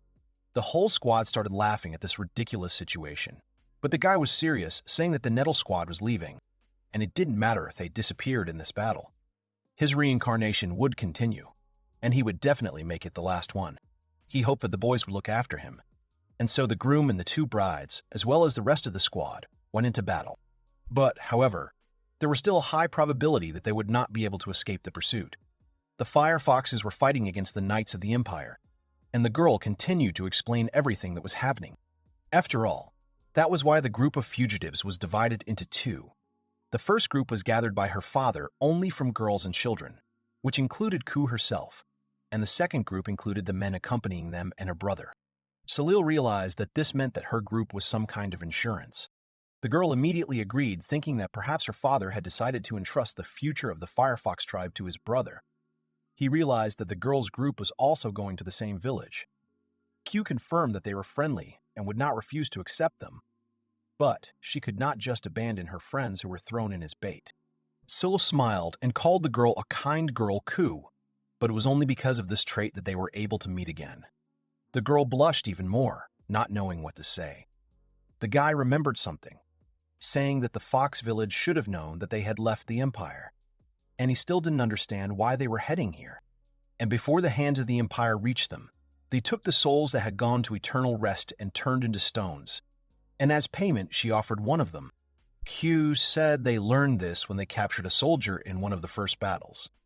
Although they didn't know it, they managed to defeat 500 people. The boy put his hand on his knee because he understood everything. And now, jumping up from the wooden box, he told the girl that he was going to the village of firefoxes. Q opened her mouth in surprise because this surprised her very much. Cyril added to his words that if the village of firefoxes became the base of the Imperials, then this place would also be in danger. However, he did not know those lands that well, so he needed some kind of guide, and that's why he wanted the girl to go with him. Q raised her hand, clenching it into a small fist, and with complete determination, she said that she would go. It was midnight and they arrived at the village of firefoxes. The boys sat in hiding, watching what was happening in the girl's village. What they saw was truly terrible. What they saw made the girl cover her mouth with her hand in horror. In front of their eyes was complete devastation and debris from the Firefox village that had been wiped off the face of the earth. Scylla turned to Q because he couldn't believe that the Fox village had actually been there. The girl's eyes were very wide open. She could only say that there was no mistake and they were already there. After all, the girl had lived here for 14 years. In the village, side by side with everyone. She remembered the happy settlement in her father. Cyril said seriously that from what he saw, they had accepted the battles in the village, and he could still feel the echoes of the fire magic that had been used. The image of that battle between the Firefoxes and the Knights of the Empire appeared before their eyes, and it seemed like the chieftain and the remaining fighters had beast their own stones, created to destroy the Vate. Q's father took out his soul stone and used it furiously. The girl did not understand how this could happen. She remembered that her father said that once they got rid of the Imperialists, they would be able to return to normal life. Ku held a stone in her hand and looked at the saddened firefoxes. After all, the souls of their dead comrades were their strength in case of emergency. And if you are going to answer the Empire, then the dead comrades can be useful. The girl began to cry loudly, and there was nothing. She shouted angrily, calling her father a liar. After all, if he did this, it means he was thinking about death from the very beginning. Q fell to her knees and said that they should have all run away together, and maybe then they could laugh again. But, unfortunately, he parted with his life, leaving not even a memory of the village, or rather, leaving nothing. She kept saying that her father was stupid, because until the very end he held on to such a useless thing as the pride of the Firefoxes. But they all needed to get together and escape, and even if he had gone with them, no one would have disappeared. The girl believed that his death was absolutely meaningless. Cyril turned to Q, surprising her and telling her that she should say that. The guy grabbed the girl by the shoulders and said that now she is the leader of the Firefoxes. But, however, she dares to say that their pride was useless, denigrating the dignity of the dead.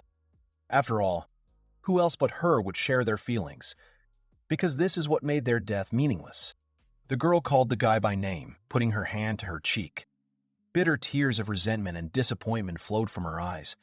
The guy's hands were still on her shoulders. He continued to look at her seriously.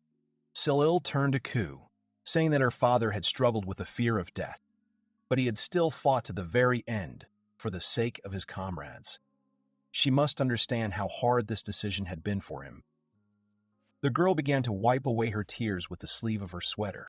She understood everything, and since she was now the chief, she couldn't let her emotions get the better of her.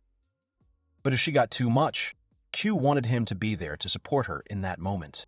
Cyril agreed unconditionally, because if she was trying so hard, he would definitely support her. The girl rose from her knees and thanked her friend over her shoulder, and decided to offer him to take some salt and return to Elja. The next day came. The man approached Cyril because he had received a message from the Empire. It was an offer of peace negotiations. They talk well, of course, but it seemed like it was a ploy to punish Elsir. The man was only interested in what they would do with it.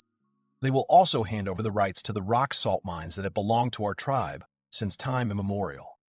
And finally, they will dedicate their lives to the rebellion. The elf extended his hand to stop it, because the payment is enough. Cyril thought about it, and most likely he would have to hurry with the preparations. The guy was talking to the Firefoxes and explaining something to them. One of the girls happily realized that he had some kind of task for them. The guy squatted down and confirmed her guess, and this task was very important. He asked to collect all the Firefoxes. The girls beamed with enthusiasm and agreed, saying that they would call everyone right away. They immediately ran to find all the foxes. Cyril only said that they were very cheerful, but it seemed to him that they really did look too happy. The remaining girl grabbed the tail with joy and said that it was indeed so. After all, they didn't have many opportunities to talk to a guy, and of all the men to whom they wanted to hand over their tail, Cyril was number one. The guy didn't understand what she meant, and suddenly another fox appeared behind the girl. Who addressed the first one, calling her Kemen, and asking her not to bother Cyril. It was Ku's sister. The boy immediately apologized for making them all gather so quickly. She said it didn't matter. After all, they were very grateful to him for his leadership. Find herself foe, but call to all fire foxes began. Cyril said that in the afternoon, the elves and foxes would go to a somewhat hastily organized friendly party. After all, the best way to get along is to eat good food together, drink some drinks, and share fun. And their task was only to prepare the dinner.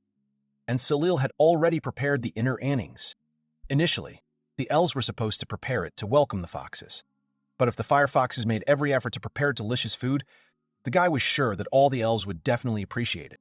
The fox girls thought it was incredible. After all, they had the game caught today in front of them. They thought that Cyril had caught it all himself, and they began to admire him even more.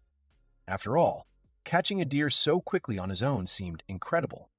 Ku was a little confused by the fact that there were so many ingredients on the table and wanted to check with Cyril that they could really use all of it. The guy winked at her and said that they could use all of this and asked her to think about it herself. After all, such a layout would increase the number of workers to prepare for today. Ku blushed and became embarrassed. One of the elves asked to wait because food and shelter. He did not understand what all this meant and what was wrong.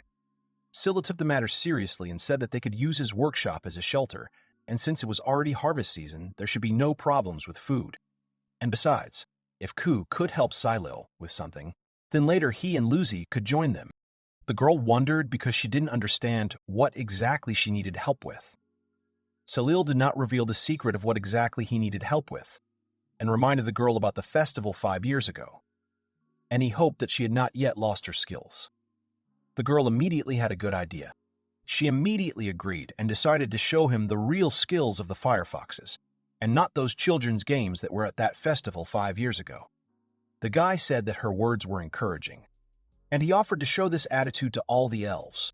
Shu agreed and suggested to start preparing. All the foxes immediately picked up her joyful cries. There were already buns, fruits, and drinks on the table. There were already some elves sitting at some of the tables. The fox girls looked at the tables a little sadly and puzzled, not knowing what to do. Suddenly, a hand fell on one of the girls' shoulders. It was Cyril, who said that there was no need to be so nervous because everything would be fine and no one would bite them. The little foxes immediately became inspired and smiled widely. But at that very second, the guy was called out. In front of him stood Lucy and Ku, in charming outfits. The girls thought that he was waiting for too long. But the guy opened his mouth from the beauty of the ladies in front of him. A joyful Lucy reminded that she had said that Ku was beautiful, and it didn't matter what she wore, because everything suited her. Ku denied it and thought that Lucy was much more beautiful because she was like a real fairy. In addition, if the fire foxes join the Empire's resistance, their power will increase many times over. Since they have already defeated 500 soldiers, the Empire will soon take them seriously, and they will not stand a chance. Cyril looked at the girls silently and was very embarrassed. The girls did not understand what was wrong with him. The guy blushed very clearly and opened his mouth, not knowing what to tell them. Then he waved his hands and began to deny. After all, everything suited them both very well. He first turned to Lucia, saying that she looked very cute, and then he turned to Ku, saying that her outfit was very beautiful. The girls blushed and asked the guy not to embarrass them. Sue said that it was of course very flattering, but her tail immediately tucked in. The guy, overcoming his awkwardness, said that they should try today. And first, they need to greet Ku. The guy turned to her because he wanted to know if she was ready or not. The girl raised her head proudly and said, without a doubt, that she was ready. She, like all fire foxes, was ready to do anything for the sake of Elja's future. Cyril said that this was very well said. All the elves had already gathered at the tables and the sound of a heel was heard on the stage. Cyril stood right in the middle and addressed the inhabitants of Elsia. He thanked them for having gathered here despite their busy schedules. Today they were holding a meeting, welcoming their new comrades, namely, the Firefoxes. Chu appeared on the stage and addressed the Lord Elves. The girl introduced herself and said that she was the leader of the Firefoxes, and on behalf of all the Firefoxes, she expressed her deep gratitude for sheltering them in Elsia. The elves sitting at the table joyfully raised their glasses of drinks, listening attentively to the fiery speech of the chieftain. The girl continued, saying that today, as a token of their gratitude for having given them a place, they had put their hearts into the food on each table, and they hoped that they would enjoy the treats. Shu went to the next table and addressed the Lord Elves once more, saying again that she was Ku, the leader of the Firefoxes, and that on behalf of all the Firefoxes she expressed her gratitude for sheltering them in Elsia, and again repeating that today, as their gratitude for giving us a place, and also that they put their whole soul into the dishes on their table, and hoping that they would like it.